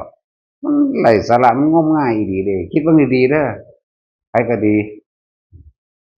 ชายก็คือกันหญิงก็คือกันแหละมันบ่เป็นความจริงมันเป็นความเชื่อในลักษณะล้อมรอดอยู่ได้แวดล้อมที่มันบอกแต่เนี่ยจังสั่นนะคือพวกมาตะเขมรนี่เนาะมีนั่นมีนี่สั่นโอ้ยทุกคือพากันทุกข์อยู่สั่นนั่นบ่ล่ะแต่ว่ามันมีทุกคือบ่ไปใส่เอาอีลอนมัสก์เราเป็นมหาเศรษฐีไงเนี่ยเขาเชื่ออยู่บ่พวกนั้นเขาบ่เชื่อจักเม็ดเป็นบ่ล่ะนี่ซั่นแหล้วแต่ว่าอันของมาจากเขมรมันจังซี่คือพากันทุกข์อยู่เอ้าแม่นบ่พวกเจ้าว่าเอ้าเออ ไล่สาระงมง่ายน้ำบานเขาหมอแค่แม่มื้อนี้แต่ว่าผีนั่นผีนี่เฮ็ดจังซั่นจังซี่ย่านผีไอ้เฮ็ดนั่นเฮ็ดนี่อุ้ยมันเฮ็ดให้ตาป่วยก็สิถือแม่มึงหยังเนาะแต่ว่าผู้ใดป่วยไปนั่นไปนี่ว่าโอ้ยแม่นแล้วไปขามห้องเหนียงเขาไปเหี่ยวใส่ทีเขาซั่นสิเพิ่นละตูดทิ่มหั่นจักว่าล่ะมึงเฮ็ดแต่คนป่วยเว้ยเนาะตัวเฮ็ดคนดีหอมเวินนะซั่นเขาจะสร้างโรงพยาบาลมาหยังนี่แหละมันต้องมีเหตุผลตัวนี้มันก็เป็นจริงดอกเด้อยังก็เลยผู้ใดตายแล้วก็เป็นไปตามจิตสุดท้ายความคิดอารมณ์ความรู้สึกสุดท้ายที่คิดถึงอืมเห็นบอกตาแหกตั้งเขาหมอเขาแม่อยู่ทั่วบ้านทั่วเมืองเออมันจะเป็นว่าไปพุดไปเกิดมันไม่สิมันก็ไปตามคิดสุดท้ายตัวเนี่ยบ้าล่ะคิดบางดีๆเด้อมันก็ได้จังสิก็คือว่าเป็นอย่างเงี้ยคืออะไรนะเนาะไปหาจูดมาหลายหม่องก็ได้เวลาได้ชี้รถเลาะจูดถึงได้บ้านหลังบางไงเด็กเขาเห็นโอ้มันบ่แม่นนั่งว่ะนั่นแหละจะไปหางมง่ายไรสละซะนี่มันเห็ดให้เฮาบ่เจริญในท่านถ้ำจากบ่แต่คนที่มาทั้งถ้ำเลยพึ่งตนพึ่งถ้ำพึ่งตนเองคือลมหายใจพึ่งความจริงนี่คือความจริงที่กำลังแสดงอยู่ว่าสิ่งทั้งหลายเหล่านั้นมันบ่มีเออแต่ว่าสาริกาจังนั้นสาริกาอย่างหรือว่าม่นนั่นม่นนี่เนี่ยคิดไปไกลๆนี่นะที่มาใส่กันนี่หยังกับน้ำด่านน้ำเมืองนี่เนาะถ้ามันมีอีหลีน่ะมันก็ไปใส่เอามหาเศรษฐีตัวบ่เอาได้อยู่ในประเทศไทยมันบ่ได้รวยเอามาข้างนอกเนาะหรือปัญญาสูมีสำนีบ่เนาะเห็นผู้ใดก็สิไปดีดใส่รถว่าน่าได้เอาตอดบ่เนาะนี่แหละแล้วบางนะเอ้ยวันที่คนขาดเป็นโรคเลือดอยู่ต่างหากเพราะว่าจังพอมีมนต์ดำเขาแล้วบางหนาอีนั่นแม่งว่าจังซั่นแหละแล้วเอาตอดอยู่ปานจีนขาดกระโดดเลือดอีหลีนี่แหละคือตุ่มโผพองอยู่นี่กูจะเอาไปใส่หยังจังสิกูไปใส่ผู้อื่นเหมือนตัวก็สิเอาเนาะเพราะยังน้อยจังสิใส่เอาอยู่บ่คืออีแหล่เห็นไหมหัวคนกวนหมายขีดกันตามยามอยู่เปื่อยยำยางยืนซึมซึอยู่ห่วงเมีย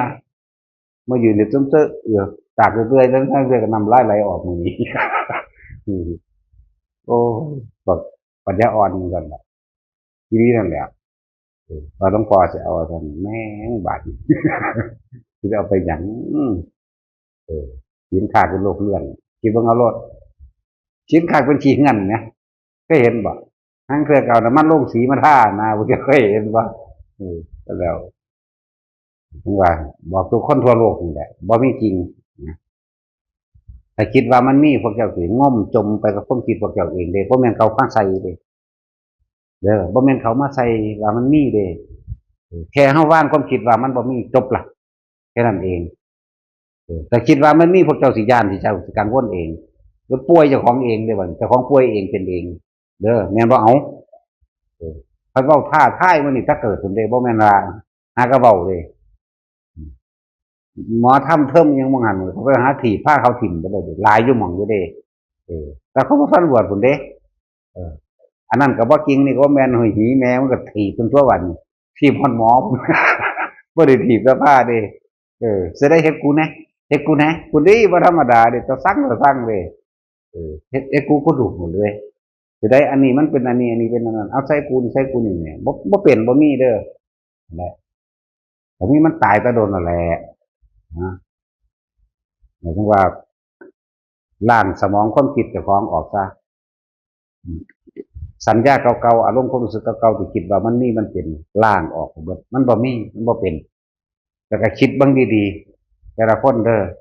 ถ้ามันมีจริงมันสิปัญญาอ่อนปานนั้นมันสิมาใส่เอาน้ำไทยบ้านเขาหม้อแค่แม่งเนาะหาเปิดกบน้ำคั้นหน้ามาปนกินกันแกงกันกินอยู่นี่ไงฮอดย่ำเห็ดก็ไปหาเห็ดนั่นว่าสันเจียวเขาแล้วก็ไปหาแง่กบแล้วสิเขามาใส่เอาหยังก็ยังว่าอยู่เลยอุ้ยเขาก็ไปใส่เอาผู้มันงามเลยนั่นแหละมันเป็นเรื่องคมเหงกันโดยความคิดของพวกนี้พอมีจริงเป็นอย่างสั้นว่าออกโลดยังก็เลยอันนี้เขาก็ใส่หลวงพ่อแล้วล่ะในบ้านนั้นมื้อนี้เขาก็สร้างหลวงพ่ออยู่แล้วเด้อ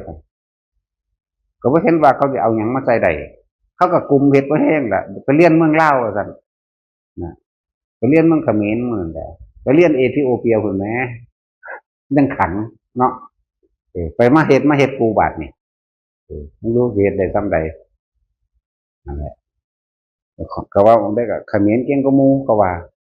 คือพากันถูกอยู่เอาแม่นบ่เอาจะเบิ่งดีๆเด้อแต่จังซั่นต้องพากันถูกยากอยู่จังซั่นแล้วพวกเฮาพากันมาจมหยังย้านหยังกับของพอสมนี้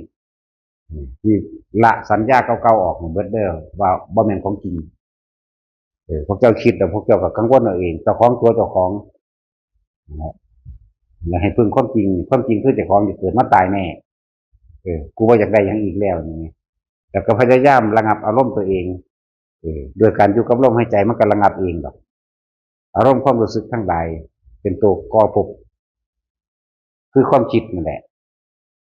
ความคิดก็เกิดอารมณ์น่ะคือภพตายในอารมณ์นั้นก็ไปตามภพนั้นจังว่าทุกคนวิธีฝึกหัดปฏิบัติที่ง่ายที่สุดคือการเบิ่งลมหายใจกับจักจุดนารมณ์นี่แหละทรงฌานโดยเอาอาการปิติเนี่ยมาเป็นตัวยืนยันว่าเป็นผู้ทรงฌานแต่ไปเธอเห็นไปซ้ำนั่นแหละอย่าเพิ่งเอายอดใหญ่มันหลายเถอะบ่ต้องอยากได้หยังละทั้งยอดแต่ว่าใหญ่น้อยบ่อยากได้หยังนั่นแหละยอดจักว่าบ่อยากได้คือได้จักว่าล่ะตอนนี้ภาพข่อยก็ยังบ่อยากไปยังเป็นจังไดก็บ่ฮู้ว่าจะเป็นสภาพแบบใดเนาะนี่แล้วจังซี่แล้วที่ต่อถ้าพอมีแห้งมีกำลังอยู่คนมันหนีร้อนมาพึ่งเย็นหนีบาปมาพึ่งบุญจึงบอกว่ามาหลายก็สร้างมาดีก็สร้างกลัวบุญให้คือเก่ามาเล่นๆหัวๆก็อธิบายให้เขาฟังนั่นแหละเนาะสมน้ำหน้ามันผู้ใดบอกมันเกิดอาจารย์อีหลีนั่นแหละมาเล่นก็มีมาหัวก็มีแม่นว่าพวกเจ้าเบิ่งมาเป็นตะเลียตนข่อยบอกพวกเจ้าว่าเนาะเดี๋ยวตนเจ้าของหันสิมาเลียตนข่อยเฮ็ดหยังข่อยก็มาเกิดเอาเองตัวสมน้ำหน้ามันชั่วจังว่าอยู่มันซั่นแล้วผู้มาเราเล่นผู้มายังถ้ามีไปเบิดเด้มันซั่นแล้วนั่นแหละสักวันหนึ่งเขาสิไปเจอหม่องบ่ดีเนาะเขาจะไม่คิดพอเฮาโอ้ปัดคนนั้นคนนั้นนี่เด้ความเร็วอยู่ใส่กูเองนะเด้แล้วมันจะคิดถึงตัวเองดอกอันใดพ่อซอยใดเฮาก็ซอยนั่นแหละยังเฮาสิขยายทีไปเรื่อยๆขยายทีไปเรื่อยก็รองรับคนจังซั่นล่ะคนบ่ดีแหละแม่นบ่เอาขาวดีเขาบ่มาเด้แม่นบ่ล่ะนั่นแหละเขาหนีร้อนมาพึ่งเย็นหนีบาปมาพึ่งบุญเขาเห็นว่าเฮาเป็นคนบุญเฮาก็เอาบุญให้เขาตัวยากหยังแม่นว่าซั่นจังว่าหา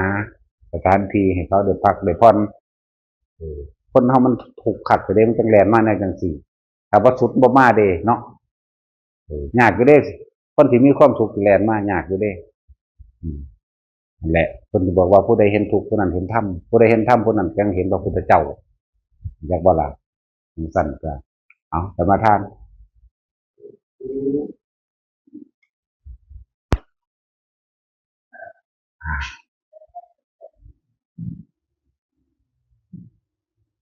มีพวกเฮาพากันเวียนว่ายตายเกิด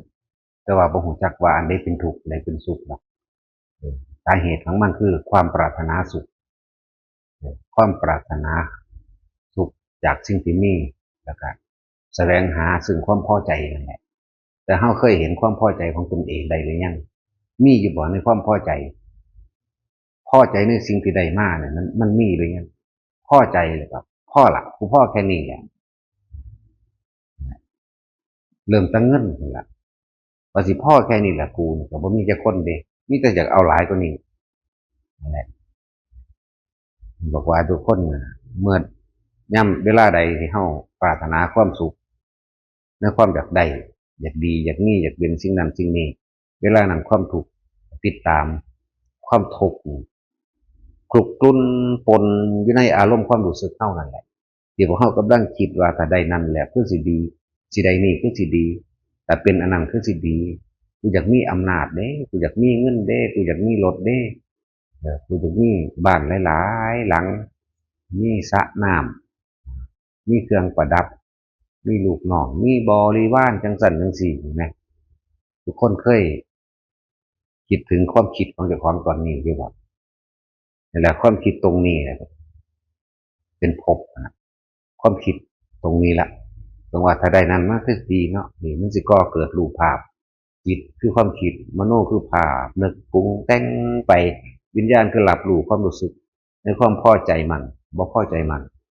มีต่างหากเด้อที่เวลาเฮาคิดว่าจากได้นั่นจากได้นี่เฮาสินึกปรุงไปนำเด้ในความคิดนึกของเฮาไปมีการจินตนาการวาดภาพไปนำเด้นั่นล่ะเพิ่นเอิ้นว่าจิตมโนแล้วก็วิญญาณที่จริงแล้วก็ไปรวมลงตรงที่ว่ามีความรู้สึกมีความพอใจกับบ่พอใจนั่นแหละตามหาความพอใจพอหรือยังนี่นะวันนี้เอาลงมาสรุปให้พอหรือยังความพอใจเห็นหรือยังใดหรือยังถึงว่าเฮาย้อนเข้ามาเบิ่งบ่เฮานี่บ่เคยพอใจอีหยังจักอย่างเดะเนาะบ่เคยมีความพอใจหยังจักอย่างเดะมีแต่ความจากใดไปเรื่อยเรื่อยเรื่อยเรื่อยและสาเหตุของความเกิดความแก่ความเจ็บความทุกข์สาเหตุที่เฮาได้เวียนว่ายตายเกิดในวัฏสงสารคิดไปแต่ใดนั้นมากกุเทศจังสั่นกุเทศแบบนี้กุเทศไปแบบนี้กุเทศแบบนี้เด้นี่ไหลไปเรื่อยความคิดสร้างภาพจินตนาการมโนนึกภาพไปเรื่อยว่าจะเฮ็ดจังสั่นจะเป็นจังซี่ไหลไปพบก็เกิดไปเด้พบคือความรู้สึกที่เฮามีน่ะพอใจมั่งบ่พอใจมั่งพอใจมั่งบ่พอใจมั่งหมุนหมุนหมุนอยู่นี่แหละแต่ที่สิหยุดได้น่ะยากยากอุเบกขานี่หายากถ้าวางความรู้สึกเป็นกลางๆไว้ซะก่อนพบสิเกิดบ่ได้มันสั่นจังว่าพวกเข้านั่นแหละในการปรารถนาซึ่งความสุขในการปรารถนาซึ่งความพอใจพอใจในทุกสิ่งทุกอย่างนี่ก็เลยบอกถามตัวเองแต่ละคนเด้อ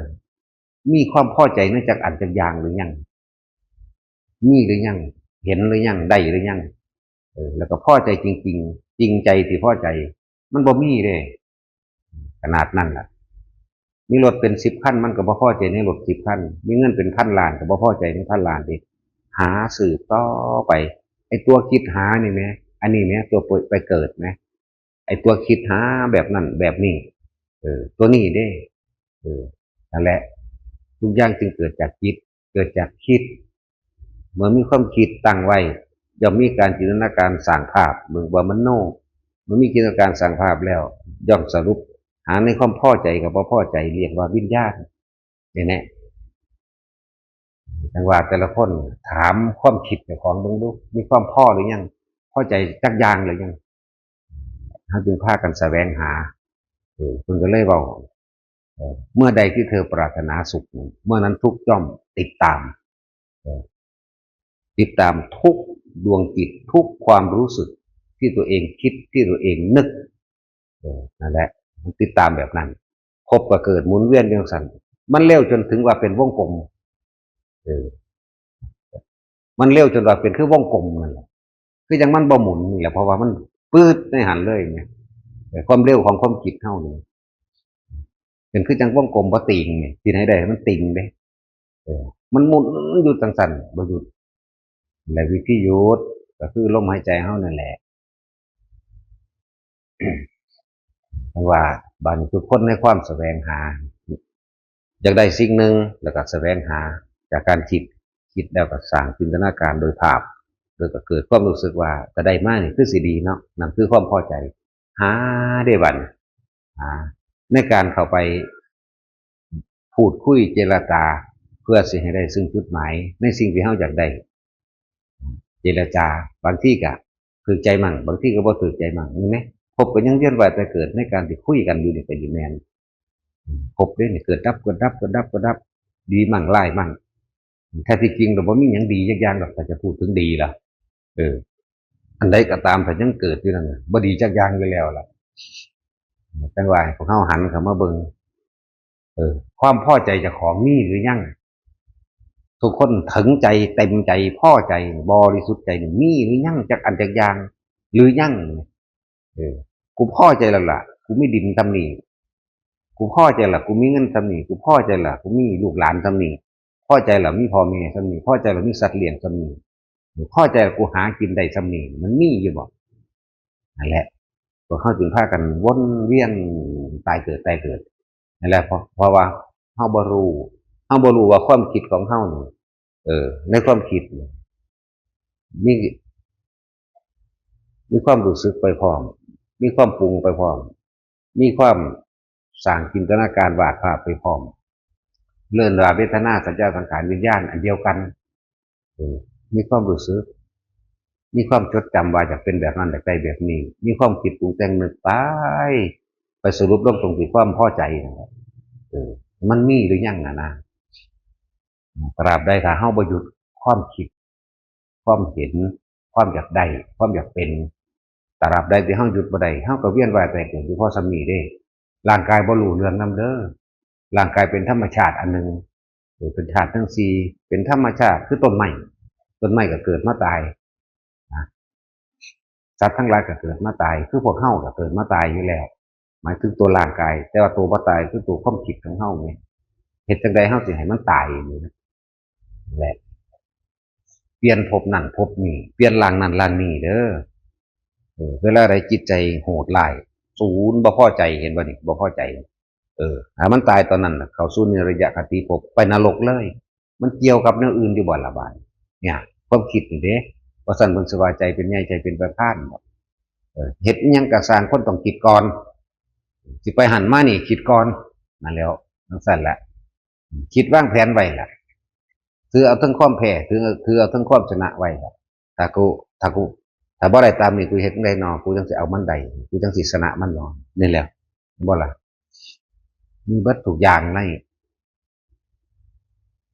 ความคิดของเฮาเองเฮ็ดจังได๋เฮาสิหยุดได้เฮ็ดจังได๋เฮาสิเห็นได้ความการละเล่นท่องเที่ยวนี่ก็แล้วกันแต่ละคนพอหรือยังในการไปเที่ยวไงเที่ยวไปตามผู้ตามเขากระชังพอหรือยังพอใจหรือยังเที่ยวก็ดีกินเหล้าพอใจหรือยังสูบกัญชาพอใจหรือยังกินยาบ้าพอใจหรือยังพอใจจักอย่างหรือยังหลายๆอย่างบ่มีพ่อมีแต่ไปเรื่อยจนตายจนตายจนชิบหายพุ่นล่ะจนไปบ่เป็นเรียกว่าธรรมดานี่มันพ่อหรือยังแต่ละอันนี่แหละแต่เฮาบ่หยุดความคิดตรงนี้ไว้นั่นเฮาก็สิบ่เห็นความจริงตรงนี้หลายๆคนถึงบอกว่าเสียดายได้เกิดมาพบพ่อคำว่าพุทธะล่ะพุทธะนี่ศาสนานี่หนทางเดินเข้าสู่ความจริงหนทางเดินแห่งที่ผู้รู้เพิ่นนำออกมาแสดงคือธรรมะคือความจริงของทุกสิ่งธรรมะคือความจริงของความคิดของคนความจริงว่าคิดแบบนี้สร้างภาพแบบนี้มีความรู้สึกแบบนี้เวียนว่ายตายเกิดแบบนี้ธรรมะคือความจริงโดยภายนอกรูปวัตถุธาตุทั้งหลายบ่ว่าต้นไม้ภูเขาทรายน้ำดินฟ้าอากาศมีความจริงแบบนี้มีความเวียนไปแบบนี้หาความเที่ยงแท้แน่นอนที่ยั่งยั่งยืนบ่มีจักอันนี่ไหมนี่คือความจริงความจริงของโลกหรือว่าโลกิยสัจจะโลกเป็นแบบนี้มันก็เป็นของมันจังสั้นเฮ็ดเกิดขึ้นมาแล้วก็เน่าตายปวกเกิดขึ้นมาก็ตายหมูหมาเกิดมาก็ตายคนเกิดขึ้นมาแล้วก็ตายเห็นไหมต้นไม้เกิดขึ้นมาก็ตายเห็นไหมจังสั้นนี่คือความจริงของโลกเรียกว่าโลกิยสัจจะมันเป็นของมันแบบนี้ความจริงของคนความจริงของคนที่เข้าใจ ธรรมะบัดนี้ถ้าเฮาคิดแบบนี้ความจริงของเฮาก็ต้องไปเกิดแบบนี้ไปเป็นแบบนี้นี่เห็นบ่ล่ะนี่ความจริงของปรมัตถสัจในการที่หยุดความคิดได้นี่ถ้าเฮารู้ท่านตัวนี้เรียกว่าอวิชชายตเววะอเสสะวิราคะนิโรธาเฮารู้เท่าท่านสิ่งที่ปิดบังในความเห็นของเฮาแล้วเฮารู้ท่านว่าทุกอย่างถ้ามันเกิดจากจิตแล้วทุกคนปรารถนาและแสวงหารูปนั่นเห็นบ่ล่ะราคะแปลว่าความยินดีพอใจในอย่างพอใจในรูปลักษณะตาท่างของคนบุคคลสัตว์สิ่งของเนี่ยนี่แหละบัดนี้มาเนี่ยเฮาบ่เคยมีความพอใจในรูปร่างลักษณะตาท่างของบุคคลสัตว์สิ่งของเลย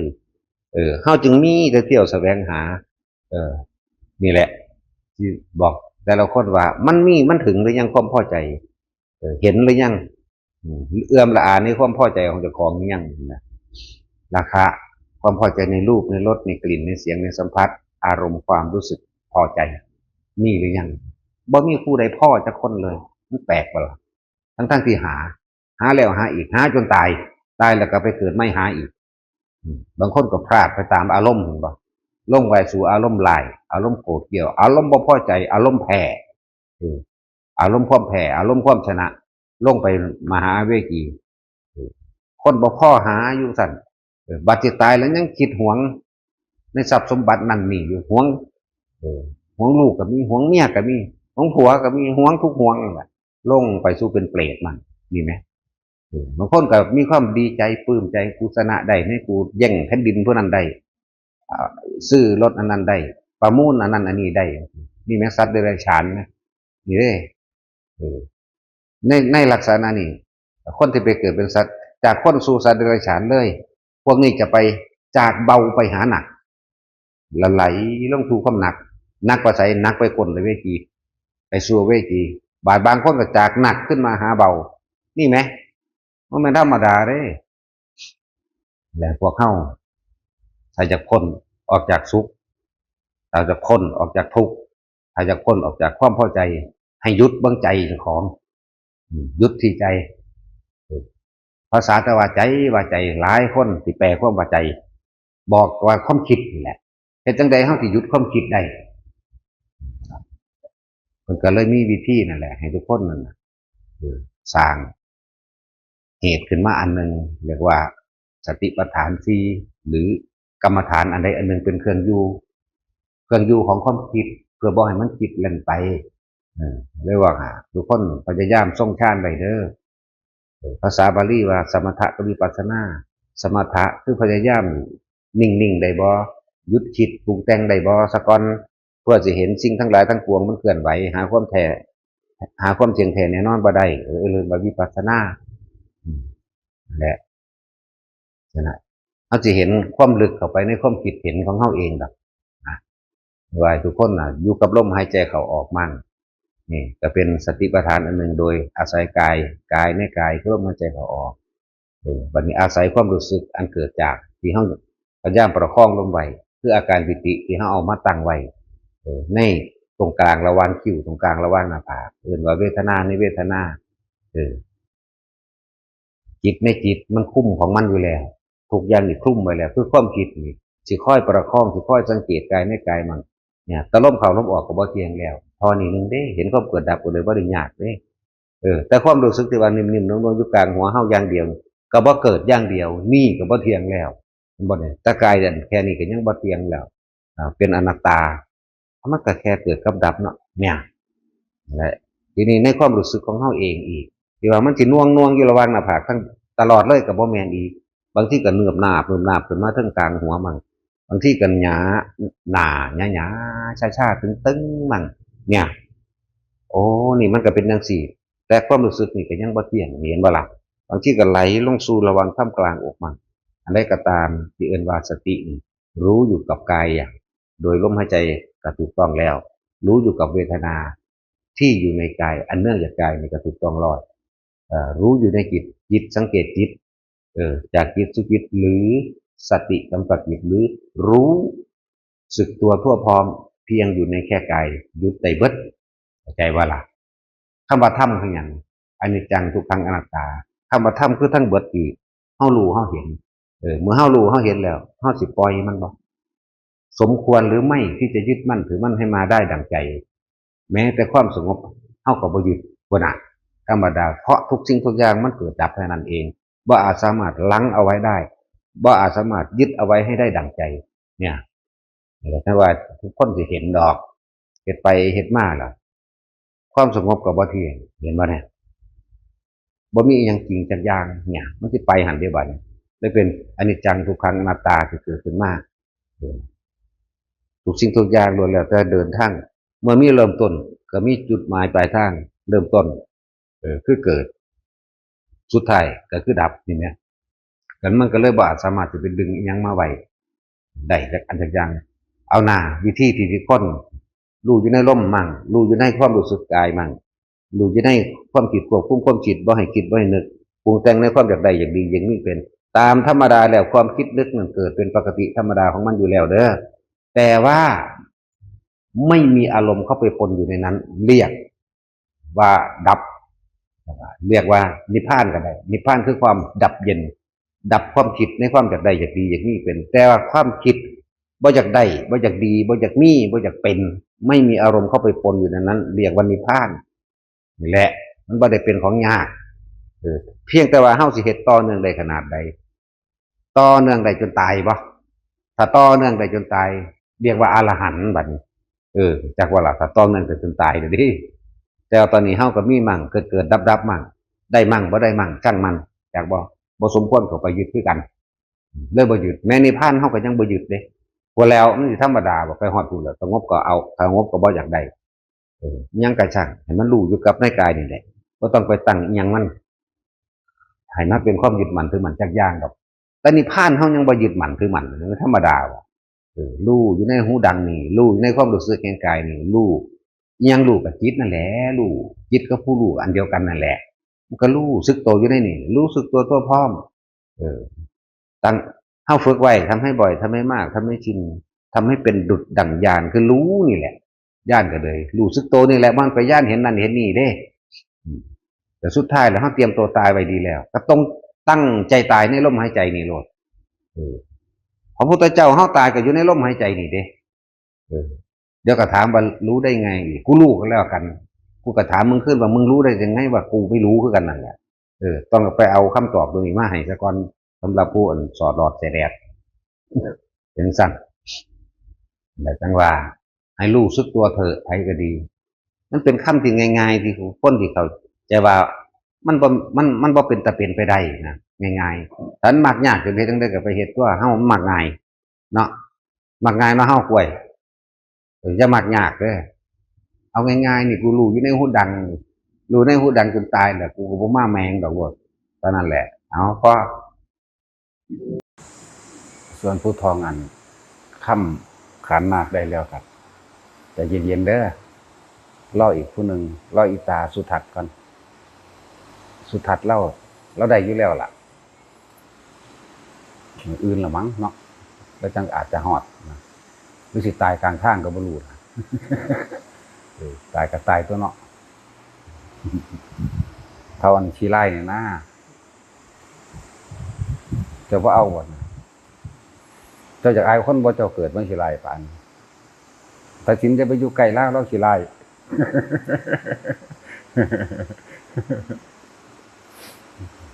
นี่แหละธรรมะจักว่าล่ะแต่เกิดมามีผู้หยอกจักเทื่อแล้วบ่ยันบ่มีเลยเนาะมันคือโพ่นปวกห่างนี่นะมันเป็นจังได๋เขาสิเอาไม้ยาวๆจัก 2-3 ว่าแย่เนาะหยุดบัดนึงโอ้คนอยู่พุ่นล่ะจังซั่นล่ะผู้สิบวชใจเย็นๆจังได๋ก็สิบวชบ่ไปเฮ็ดหยังอีกอยู่แล้วเนาะเป็นอยู่จังซั่นล่ะถ้าพ่อใหญ่สุทัศน์กันเรากลับมาเที่ยวนี้คือสิไปมาเลยอยู่ล่ะคือหรือเราสิตายก่อนกลางทางก็บ่แน่บ่แน่ก็ช่างเรื่องของเราที่แน่ๆเราก็อยู่ในลมหายใจเราได้อยู่แล้วตายอันนี้นะเราเคยบวชอยู่นี่ปี 3-4 เดือนอยู่ออกไปแล้วก็บ่ใจของเราก็อยู่นี่คือเก่าความคิดของเราก็จ่อแต่อยู่นี่ดูแตะกับลมหายใจนี่ตายจังไดมันก็หายห่วงอยู่ดอกและการปฏิบัติธรรมจริงๆนั่นน่ะคือให้เห็นความจริงเห็นความจริงในเฮากำลังเร่าร้อนเฮากำลังกังวลเฮากำลังเป็นทุกข์เรื่องใดจ่อเข้าไปหาสิ่งที่เขาไปยึดหาสิ่งที่เขาว่าอยากได้อีหยังอยากเป็นอีหยังโอ้อยากได้อันนี้อยากเป็นอันนี้มันก็เลยถูกกับอันนี้แน่เห็นดูเขามันก็ถอนเอาเองดอกมันก็บ่อยากได้บ่อยากเป็นเท่านั้นแหละเพราะทุกสิ่งทุกอย่างมันเป็นของบ่แน่บ่มีอีหยังจีรังอย่างยืนจักอันมีแต่ของบ่เที่ยงแท้แน่นอนมีแต่ไหลเข้าสู่ความแตกดับสูญสลายหายไปเบิดบ่มีอีหยังดอกแน่นี่ปัญญามันก็คิดไปของมันจังซั่น และหลายอย่างในคำว่าธรรมะ ความจริงของเจ้าของเองคือเวลาหลวงพ่อว่าด่าผู้นั้นด่าผู้นี้แต่ยังศูนย์ยังเครียดอยู่นั่นน่ะสังเกตดีๆเด้อมันไปยึดหยังมันไปยึดอีหยังยึดจากให้เขาย่องบ่เวลาด่ายึดจากให้เขาว่ากูถูกแล้วกูดีแล้วบ่นี่มันไปยึดมั่งนี่บ่มันสมควรยึดหรือบ่ยึดนี่ต่างหากคือว่าให้ถอนขี้ร้ายอันนี้ครับจากเราสิคิดแนวใดกันครับเนาะถ้าอยากอายคนก็แสดงว่ายึดหยังยึดว่าเจ้าของรอติหุยเนาะคือฝนปวก เวลาฝนตกแห้งมันเปื่อยลงมาเดียวกันคือเล่าอะไรคิดเบิ่งเด้อมีความอยากอายบ่เวลาถือว่าบางทีนะอยากอายนี่อยากอายเพราะว่าหยังนี่พุ่นเข้าไปหาสาเหตุบ่อยากอายก็เพราะว่าหยังคือถ้าบ่อยากอายดีใจหรือบ่พอใจหรือบ่พอใจก็มันบ่คิดเท่านั้นนึงเด้มันบ่ได้ยากเด้ฮู้อยู่ว่าเพิ่นว่าแนวนั้นแนวนี้แต่ว่าบ่นำเขามาคิดหยังเลยก็ฮู้นี่เท่านี้นึงเด้ความว่างนี่แหละที่ว่าจิตที่ทุกโลกกระทำกระทบแล้วไม่หวั่นไหวจังซี่มันก็บ่หวั่นไหวตัวค่ะมันบ่นำเขามาคิดในความอยากให้มันเป็นแบบนั้นให้มันเป็นให้มันไปแบบนี้ได้แบบนั้นให้มันแล้วก็สรุปมันลงตรงที่อารมณ์ความพอใจกับบ่พอใจนี่เด้ละทั้งเบิดนี่ละอารมณ์พอใจกับบ่พอใจตัวเดียวนั่นแหละถ้ามีความพอใจความบ่พอใจกันเนื่องกันอยู่ในหันมันอยู่นำกันสองสิ่งนี้มีค่าเสมอกันคือพานำไปเกิดบ่มีผู้อื่นพาเด้อารมณ์เจ้าของเองได้พาแหละวิธีปฏิบัติจังบ่ได้ยากหยังดอกว่าต้องกังวลดอกเรื่องศีลแต่ละคนที่เข้าใจว่าโอ้เฮ็ดจังไดยังว่างบ่ได้ยังปรุงบ่ได้ยังหายังอยู่ยังขายังกินอยู่สิกะเฮ็ดไปซะก่อนให้กำลังใจเพียงแต่เฮาบ่คิดถึงมันก็พอแล้วบ่คิดกังวลกับมันหาอยู่หากินหาปูหาปลาก็ไปเถอะว่าตั้งแต่อย่าไปทำลายเบียดเบียนให้ผู้ใดผู้หนึ่งเสียชีวิตและทรัพย์สินเอาเฉพาะคนก่อนแต่เรื่องของสัตว์ว่างไว้ก่อนนี่ให้มันก็เป็นลำดับของไผของมันตามที่กระทำใดหมายถึงว่าในฐานะที่เฮาทำใดถ้ากังวลเรื่องศีลมันก็ยากโอ้สิให้บริสุทธิ์ปลอดโปร่งคือเพิ่นก็ยากแต่ยังมีหาอยู่ก็หาไปผู้ยังหากบหาเขียดหาปูหาปลามากินก็เฮ็ดไปซะก่อนถ้าสิเอามาเฮ็ดว่าคือเพิ่นว่าต้องบริสุทธิ์มันก็เลยเกิดกลายเป็นกังวลและวิตกซ้อนกันซ้อนกับความวิตกแรกกับพอแห้งแล้วมาซ้อนวิตกในเข้าไปอีกทีนึงจังซั่นกังวลเราร้อนโอ้ยจังซั่นจังซี่แล้วบ่อยากปฏิบัตินะปฏิบัติทำจริงมันบ่ได้ยากหรอกแค่การควบคุมความคิดของเจ้าของเองเท่านั้นควบคุมมาไว้ใส่ฉะนั้นเพิ่นถึงมีฐานให้มันอยู่หรือเอื่นว่าวิหารธรรมโดยเฮาอาศัยกายเวทนาจิตของตัวเองนั่นแหละมาเป็นเครื่องอยู่เวลาใดขณะใดที่เฮาอยู่ในลมหายใจเข้าออกเนี่ยเวลานั้นศีลสมาธิมันก็เกิดแล้วล่ะ เวลานั้นมันก็ปล่อยแล้วมันก็ว่างแล้วมันบ่แม่นว่างโดยคิดว่าว่างเด้มันว่างไปเลยโดยบ่ได้คิดเด้เข้าใจบ่นี่ว่างโดยบ่ได้คิดบ่แม่นว่าคิดว่ากูว่างแล้วเด้เวลาใดขณะใดอยู่ในลมหายใจเข้าออกอานาปานสติเนี่ยว่างโดยบ่ต้องคิดหยังเลยเพราะว่ามันบริสุทธิ์เลยอยู่ในนี่ทันทีเลยในขณะนั้นถ้าอยู่กับลมบ่ได้หมายถึงว่าถ้ามันเข้าไปสู่ความรู้สึกเรียกว่าเวทนาในเวทนาเฮาก็เอาอุเบกขาเวทนาอันเกิดจากอาการความบ่คิดบ่นึกปีติมันเกิดจิตมันอิ่มมันก็กินอาหารทิพย์ของมันอาหารทิพย์คือความสงบของความคิดนั่นแหละความบ่คิดไปเกิดความสงบขึ้นมามันก็แผ่ซ่านออกมาทางร่างกายที่เฮากำหนดมันขึ้นมาไว้ระหว่างกลางหน้าผากที่จริงก็คืออาการปิติกลางหน้าผากแล้วเอิ้นว่าอุณาโลมก็แปลว่าหน้าผากกะพันหราชทำให้เกิดขึ้นหรือทำให้คล้อยตามระหว่างกลางหน้าผากหรือว่าตัวนี้แต่อยู่กับลมบ่ได้จริงๆมันก็อยู่ได้แต่ว่ามันเป็นลำดับของมันสิเป็นของมันเราเองแต่เฮารู้สึกลมเข้าออกปึ๊บบัดนี้มันก็อุณาความรู้สึกปิติมันเกิดก็อยู่กับปิติมั่งลมมั่งปิติมั่งเดี๋ยวบางทีมันก็หายลมหายไปที่เฮาหลายๆคนที่เข้าใจที่ว่า บ่หาแต่จับลมมันก็เป็นเนาะก็เพราะว่าเจ้าได้เบื้องต้นมันแล้วได้เบื้องต้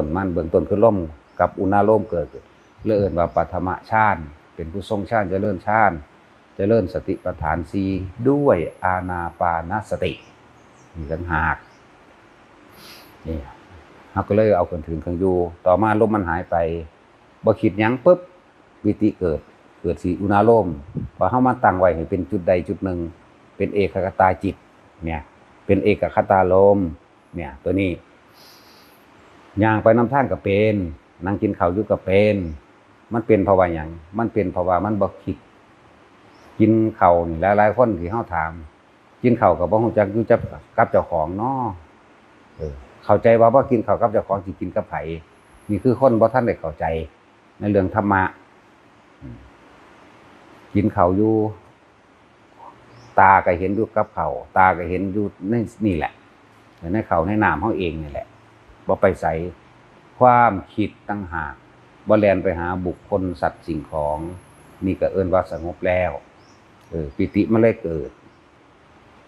ลองคิดถึงผู้อื่นเบิ่งดูปึ๊บขึ้นมาโลดแล้วสิเอาหยังมาสงบแต่คิดถึงผู้อื่นบุคคลที่รักบุคคลที่เกลียดพอใจไม่พอใจสัตว์ที่รักสัตว์ที่เกลียดพอใจไม่พอใจสัตว์สิ่งของดินฟ้าอากาศหรือเรื่องราวต่างๆถ้าเราคิดถึงผู้อื่นมันสิสงบได้จังไดแต่อยู่ในลมหายใจมันก็สงบทันตัวอยู่ในความรู้สึกแห่งตนมันก็สงบทันตัวต่อมามันก็เป็นโล่งๆว่างๆโปร่งๆของมันเองดอก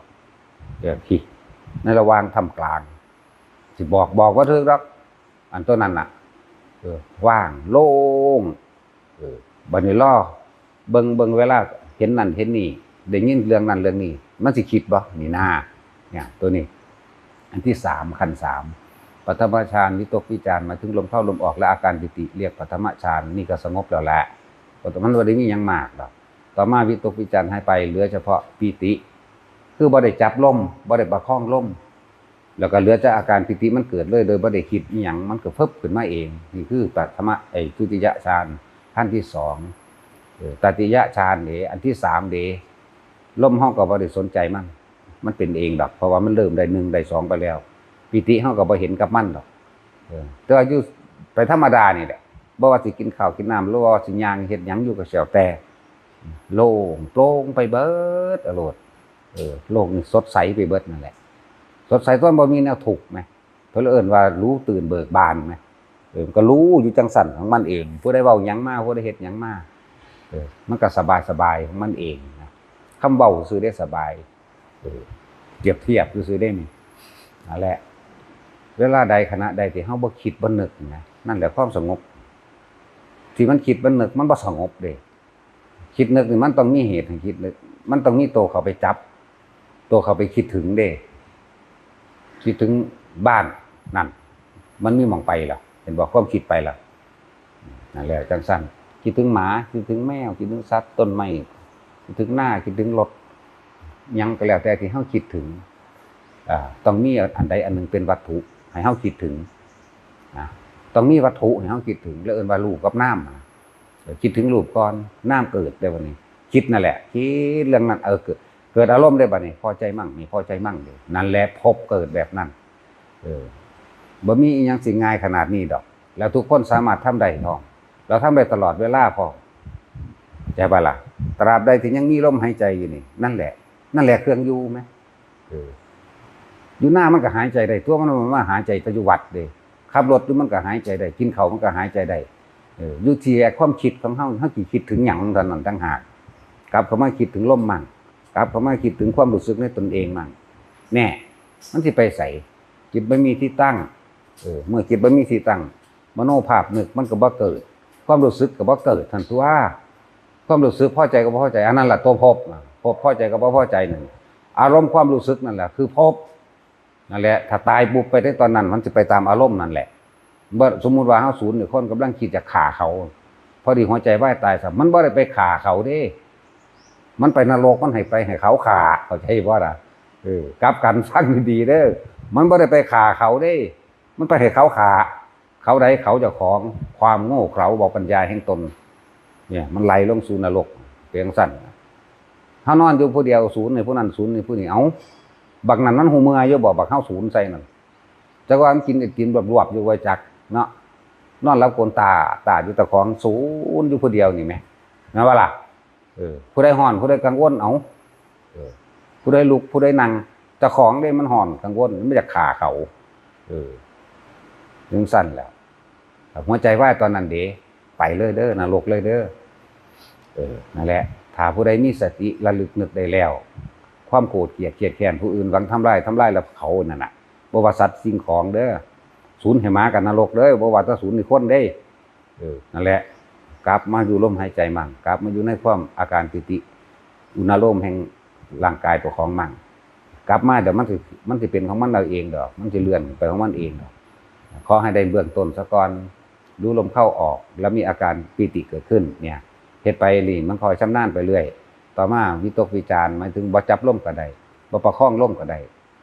เวลาใดที่เฮานิ่งบ่คิดเนี่ยปิติก็เกิดเนี่ยก็อยู่กับความรู้สึกนี่ว่าอยู่ในเวทนาตัวนี้เป็นอุเบกขาเวทนาก็จริงอุเบกขาเวทนาจิตบ่ติดหม่องใดความคิดบ่ไปคิดถึงหม่องใดมันเลยเกิดความรู้สึกขึ้นมาได้มันพรางพรูขึ้นมาด้วยอาการปิติต่อมาปิติตัวนี้มันหายไปนี่ว่างโปร่งความคิดโล่งๆบ่มีความคิดแต่ว่าซึ่งหลายๆต่างๆนานามันมากระทบกระทั่งเฮาสิเป็นแนวใดครับเฮาสิคิดหรือบ่คิดเท่านั้นแหละ มันก็ได้เร็วอยู่ดอกฝึกไปเรื่อยเดี๋ยวคำว่าธรรมกายเวทนาจิตแล้วก็ลงสู่ธรรมคือสิ่งทั้งหลายทั้งปวงที่เขามากระทบสัมผัสรู้สึกเพียงกายแต่ว่าเราไม่คิดไม่นึกไม่รู้สึกอะไรหมายความว่ารู้สึกทั้งใจพอใจกับไม่พอใจบ่มีพบดับนั่นแหละนิพพานชั่วขณะได้เหมาะสมกับรับเบิดทุกคนทุกอาชีพทุกการงานเหมาะสมกับเบิดบ่ได้เกี่ยวกับว่าฐานะรวยหรือยากจนความรวยหรือความยากจนบ่ได้เป็นก็ค่อยผู้ใดถูกดอกแต่ว่างใจบ่เป็นจากบ่ล่ะแต่ว่างใจเป็นมันก็เอาหยังมาทุกมันบ่ได้เกี่ยวกันพระผู้เพิ่นเดินทางเข้าสู่ป่าดงคือพระพุทธเจ้าเพิ่นเอาหยังมาทุกเพิ่นก็ถิ่มสละบ้านเรือนถิ่มราชวังปราสาทถิ่มลูกถิ่มเมียถิ่มเบิดทุกอย่างที่คือสมบูรณ์พูนสุขที่สุดแล้วครับคือความรวยที่สุดแล้วคือเพิ่นนั่นแหละแต่เพิ่นก็ถิ่มแล้วคือไปผู้เดียวไปบ่ได้อาศัยหยังเลยนี่แหละมันเป็นจังไดบัดสุดท้ายมารู้ด้วยอานาปานสติได้ล่ะเพิ่นตรัสรู้ด้วยอานาปานสติเฮ็ดนำเพิ่นโลดมันก็ง่ายเฮาก็สอนเฮาก็แนะนำคือเพิ่นนั่นแหละเฮาก็เฮ็ดพิสูจน์มาแล้วว่าแห้งล่ะเวลาเรื่องใดมันสิเกิดพุ่นคิดหาแม่มันยังก็เข้ามาล้มหายใจทันตัวยากหยังวะมันบ่มีผู้ใดไปถอดออกให้กันได้เด้อันความบ่พอใจเครียดอีนั่นสั่งอีนี่ฮักนั่นคิดฮอดนั่นอีนี่หรือว่าคิดฮอดผู้ใดผู้หนึงเนาะโอ้เห็นจังได๋กูสิเซาคิดฮอดนอนี่ให้ผู้อื่นมาดึงออกให้คือน้ำปักมันก็บ่แม่นเด้แต่ของต้องรู้วิธีด้วยตัวเองแค่รู้อยู่กับลมนั่นแหละไปมันต้องสิเป็นของมันดอกง่ายๆบ่เด็กน้อยผู้ใหญ่เฮ็ดได้เบิดนั่นแหละยากจนก็เฮ็ดได้เบิดรวยก็เฮ็ดได้อย่าลืมว่ารวยหรือยากจนบางสุดท้ายตายเสมอกันเด้อเฮาสิไปแบ่งแยกอีหยังกับมันนั่นแหละบ่ต้องน้อยใจดอกคนทุกข์คนยากนั่นแหละเด้อหังมีโอกาสได้รู้ธรรมเห็นธรรมกว่าจักว่าล่ะคนรวยมันเพลินคือพญาค้อนเพลินมาทั้งชีวิตนะเฒ่าแก่ใหญ่เด้น่ะขอเชิญนายสาครเจ้าของเสียร้านเนี่ยหน้าบักใหญ่บานขึ้นทั้งหน่อยที่เบิดเทเลขึ้นตำมันได้หัวฟาดขึ้นตายตะกี้เนี่ยก็บ่ได้เนาะอยู่ในนรกคนใดจะคิดได้ว่าสิแปลนเด้ฝักลูกละมิตรลูกละแสนกูก็เฮ็ดมาแล้วซั่นเวลาเขาเว้าให้ศูนย์ปึงขึ้นมาโลดเบิ่งดูนั้นละบังใดวะแม่นบ่ซั่นศูนย์ปึงขึ้นมาโลดปาโทภาษาโสว่าสิซ้ำกูบ่ว่าดิเบิ่งดูนั่นน่ะเห็นซั่นแล้วนั่นแหละเราฟังไปเรื่อยๆท่านก็ให้มีเป็นธรรมดาศีลถ้ามันรักษายากก็รักษาใจตัวเดียวควบคุมใจตัวเดียวทั้งที่หาอยู่หากินก็ช่างนะค้นหาเบ็ดหาปลาเฮ็ดหยังก็แล้วแต่ในการทำมาหากินลักษณะนั้นเพราะว่าความยากจนบีบคั้นรั้นแทงอยู่อย่าคิดอยู่กับลมหายใจมันอยู่กับอันนี้มั่งเฮ็ดไปนำตัวแต่ว่าเวลาใดขณะใดที่เฮาเข้ามาเอาบาดนอนก็ได้ตัวบาดมันบ่ได้หาจะไปคิดถึงหยังจักอย่างกลับเข้ามารู้ลมหายใจเข้าออกรับปึ๊บไป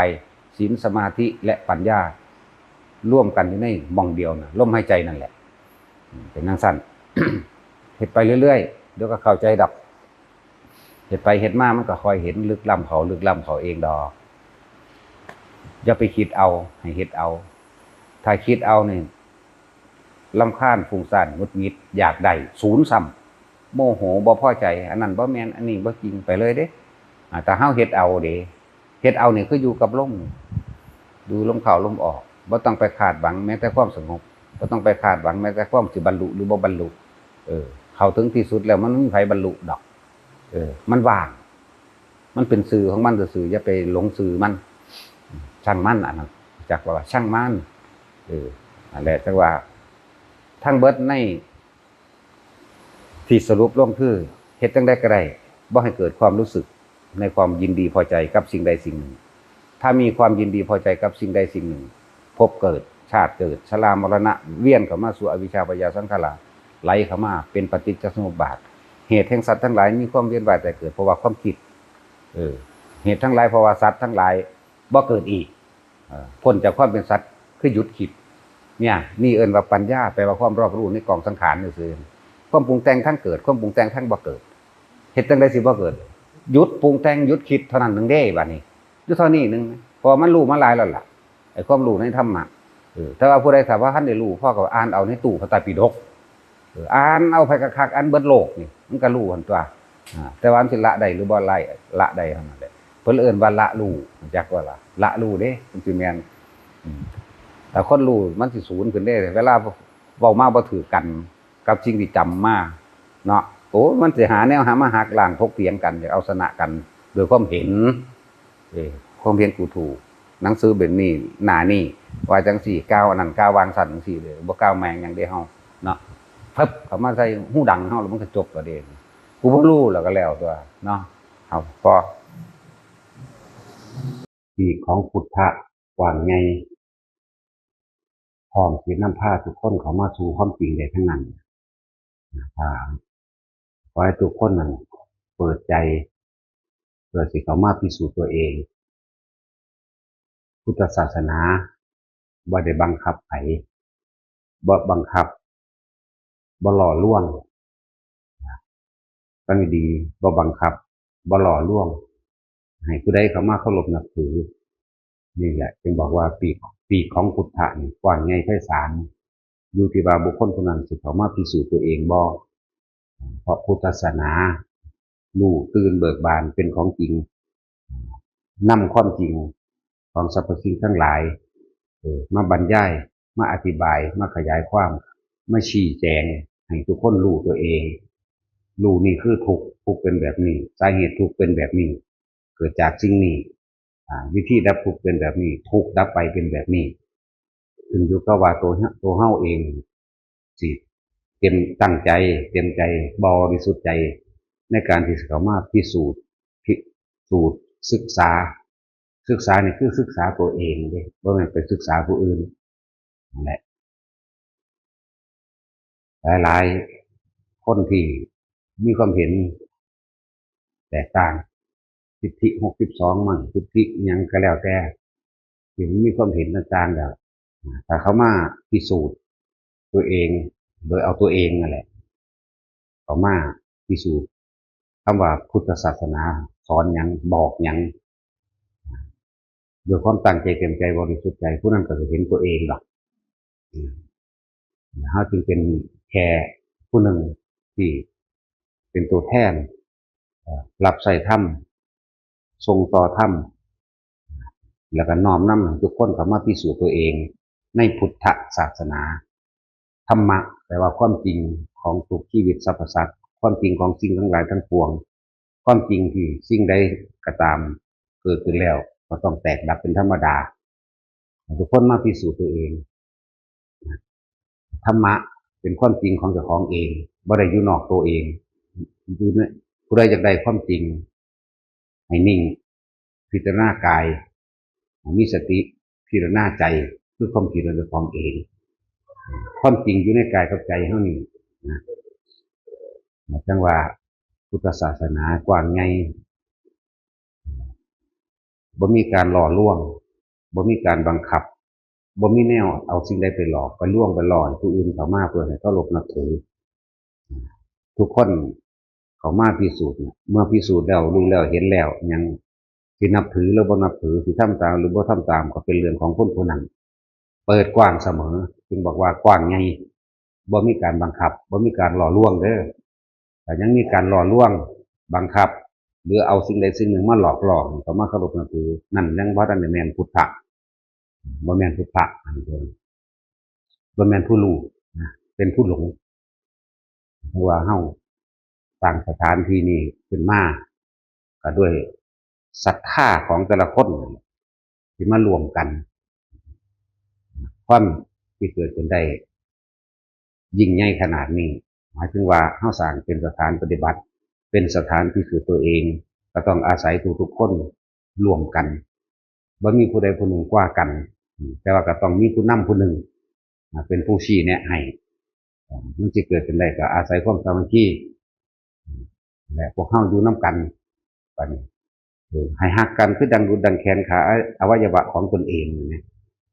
บ่แม่นให้มาซิ่งมาเด่นให้มาชิงมาแย่งให้มาว่าเป็นหัวหน้าลูกน้องมันก็เสมอกันเบิดหลายอย่างที่พวกเฮาฮู้เห็นเป็นเรื่องจุกๆจิกๆมันก็มีอยู่แล้วเป็นเรื่องในครัวจังซี่แบ่งปันกันกินเสมอกันกินแล้วสะกอนจังเก็บให้ไปนำไปกินกับบ้านไผบ้านมันอย่าเอาก่อนกินให้กินก่อนเอาใจว่าล่ะกินน้ำกันเสมอภาคกันซะก่อนอิ่มพอแล้วจังแบ่งปันซึ่งกันและกันจะเก็บเอาเฉพาะตนอันแหละมันว่างตัวเองบ่เป็นเพิ่นสอนเบื้องต้นถือกล้องสวยงามดีแล้วเด้เป็นจริงดังนั้นสอนเบื้องต้นนะเพิ่นว่าให้ท่านท่านคือจาคะนี่คือต้องสละออกโดยท่านปารามีท่านของภายนอกเงินทองอาหารยาละสักโลกเครื่องนุ่งห่มที่อยู่อาศัยเป็นของภายนอกผู้มีท่านภายในระหว่างกลางคืออุปปารามีท่านกำลังแรงกายใจบ่ล่ะเฮาบ่มีของท่านคือเพิ่นแต่เฮาก็เอากำลังเฮาเองเข้ามาท่านมีการก่อสร้างวิ่งเต้นเฮ็ดนั่นเฮ็ดนี่ก็แล้วแต่ก่อสร้างใส่กำลังแบกหามซอยเหลือกันยกนั่นยกนี่ส่วนท่านมันก็น้อมนำเข้าสู่ท่านอันสูงสุดคือปรมัตถท่านทุ่มเททั้งชีวิตจิตใจเพื่อสิได้รับใส่ถ้ำทรงต่อถ้ำนำคนทั้งหลายให้เขามาพิสูจน์ความจริงของตนเองในพุทธศาสนาเนี่ยว่าทุกคนท่านตัวเดียวน่ะมันก็ถึงได้เบิดเลยจนถึงเอาเบื้องต้นแห่งคำว่าท่านแปลว่าให้แต่ทุกคนให้แล้วก็ให้จริงๆแน่บอกมาประจำก็อย่าทำท่านแหลกของจะทำท่านเพิ่มทุกข์คือท่านโดยเป็นวัตถุสิ่งของอันหนึ่งจะมาท่านเพื่อสิหวังใดมากกว่านั้นอีกอันหนึ่งทีนี้เฮาบ่มีวัตถุสิ่งของมาท่านแต่ว่าเฮาก็มีกำลังเฮาอยู่นี่ไงกำลังในการถากในการถางในการแบกในการหามพ้นปูนแบกปูนก่อสร้างรวมกันนี่เป็นท่านอุปารามีเด้จากบ่ล่ะท่านเป็นท่านทำกลางเปรียบดุจดังว่าท่านเลือดเด้นี่ท่านเลือดท่านเนื้อท่านดวงตาเด้ว่าท่านเหมือนถึงท่านชีวิตก็ดีจากบ่ล่ะเปรียบใส่ปานนั้นแหละทำความสะอาดรดน้ำต้นไม้นี่เฮาบ่มีสิ่งของเฮาก็เอากำลังเฮาเอากำลังรดน้ำต้นไม้ปลูกต้นไม้ทำความสะอาดเก็บเศษเก็บกิ่งไม้ขยะอย่าให้มันมีอุยุอัญะเด้ขาวจานผ่านจากขากนี่สิตามบริเวณนั่นผู้ใดเห็นอยู่ใส่กระชังบ่ต้องไปตำหนิว่าผู้ใดมาถิ่งมีระเบียบหรือบ่มีระเบียบเบิ่งเจ้าของเลยสมควรเก็บเลยจังซี่อันนึงและอันใดมันสะอาดสะอ้านตามือสั่น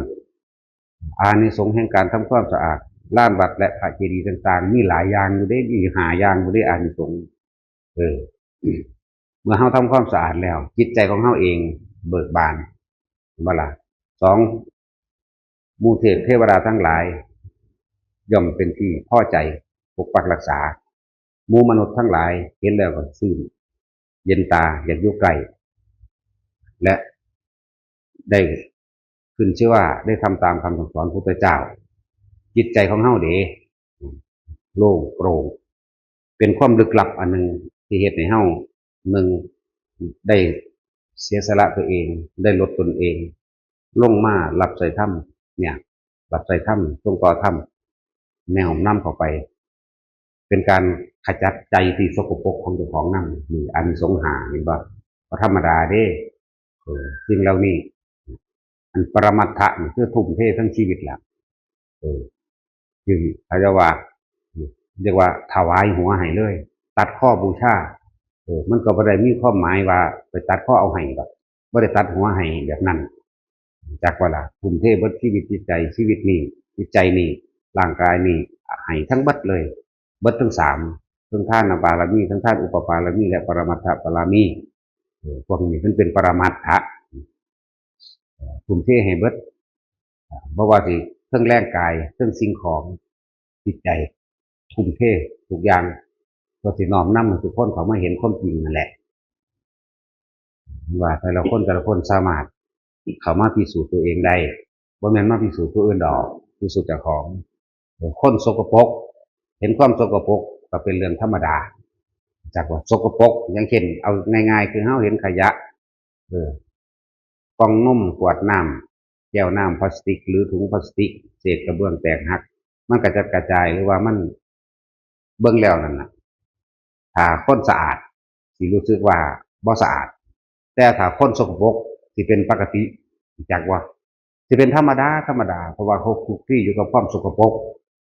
อย่างสั้นแต่คนสะอาดเบิ่งแล้วบ่ได้เนี่ยเขาสิจัดระเบียบในตัวเองเขาเองและมันก็เป็นการน้อมนำในการละกิเลสแต่ของพร้อมเด้มันธรรมดาเด้เป็นตัวอย่างที่ดีเป็นตัวอย่างเป็นบุคคลที่ควรเอาอย่างเนี่ยนั่นสั้นเก็บกัดกวาดแล้วก็ดีแล้วก็พวกเข้านั้นเน้นให้รักกันดุจดั่งแขนขาอวัยวะเดียวกันเด้อบ่ให้ซิ่งบ่ให้เด่นกินก่อนเอายาเอาก่อนกินส่วนมากมันจะเอาก่อนกินกินแล้วก็เอาอีกเข้าใจว่าล่ะกินน้ำกันเสมอกันเบิดแล้วเลยจังแบ่งปันไปนำไปกินกระบาดบ่เป็นยังนะคือต้นไม้เฮาปลูกนั่นแหละเฮาก็ยังปลูกเสมอเบิดทั้งคนและสัตว์กินน้ำกันได้ต้นไม้ที่เฮาปลูกเป็นผลไม้รากไม้ที่อยู่ในนี่โดยตั้งใจโดยอธิษฐานไว้โดยสัจจะไว้คือว่าปลูกให้เป็นทานบ่ต้องขอก็เอานำไปกินได้เลยเฮาปลูกให้เป็นทานอยู่แล้วผู้ใดเห็นหมักม่วงอยู่ไสเขาจะกินก็เก็บไปกินได้เลยหมักม่วงหมักมี่หมักลิ้นจี้หมักลำไยยังก็ตามที่มันเป็นพืชนำไปกินได้เลยบ่ให้กษัตริย์มันเป็นเขตอภัยทานแต่ว่าล่ะอันนี้บ่ให้อันนี้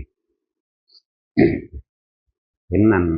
ห้างมดแดงเป็นตะแง่จังซี่ก็บ่ได้ให้เด้ บ่ได้ให้พวกนี้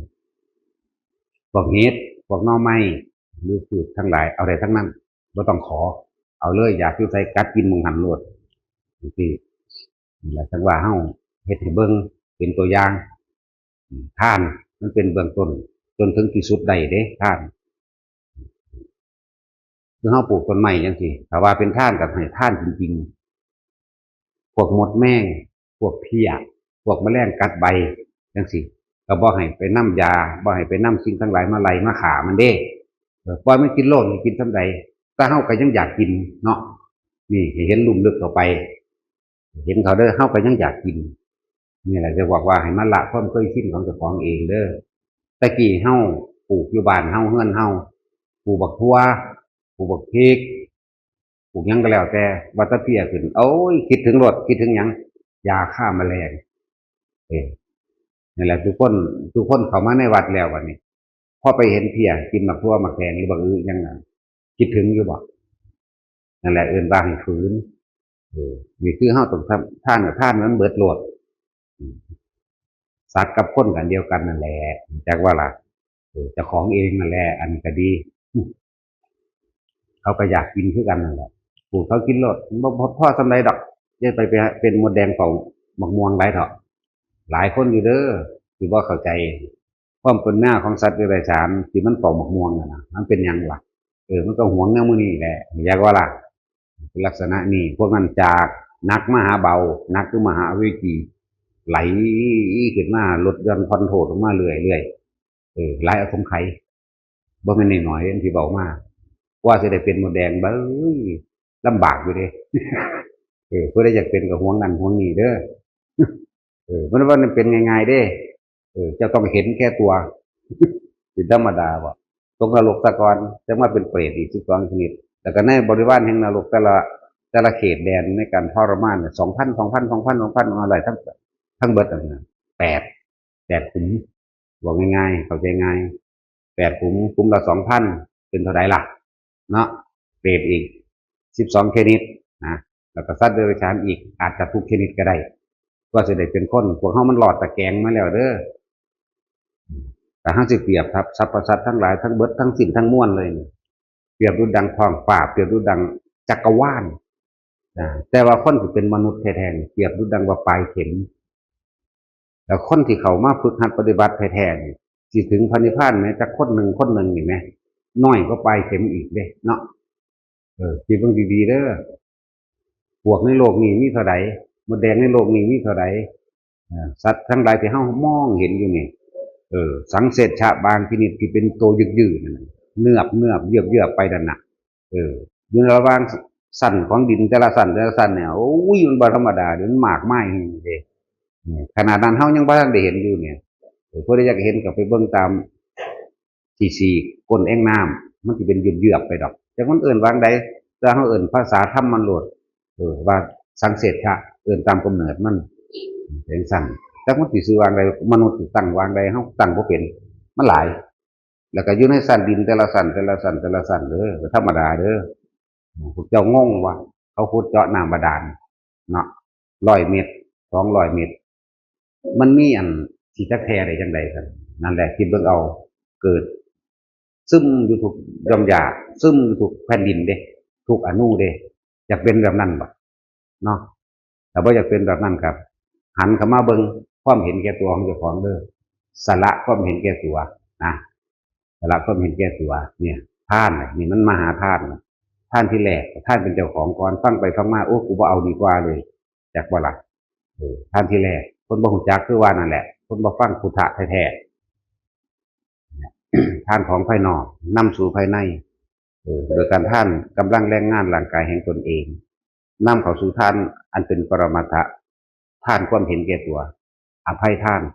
หรือทุกสิ่งทุกอย่างคือท่านโลภท่านโกรธท่านหลงถ้าท่านโลภตัวเดียวแล้วมันก็เบิดท่านแหละนี่ยังดอกท่านราคะท่านตัณหานะมันก็เบิดเท่านั้นแหละจากท่านก้าวแรกเข้ามาสู่ท่านบารมีธรรมดาเพื่อให้ก่อเกิดกำลังใจยกขึ้นไปสู่สูงครับเป็นอุปปารมีย่อมสละตัวเองสละตัณหาออกมาเพื่อที่ทำเพื่อสาธารณะในสุดสุดท้ายแล้วก็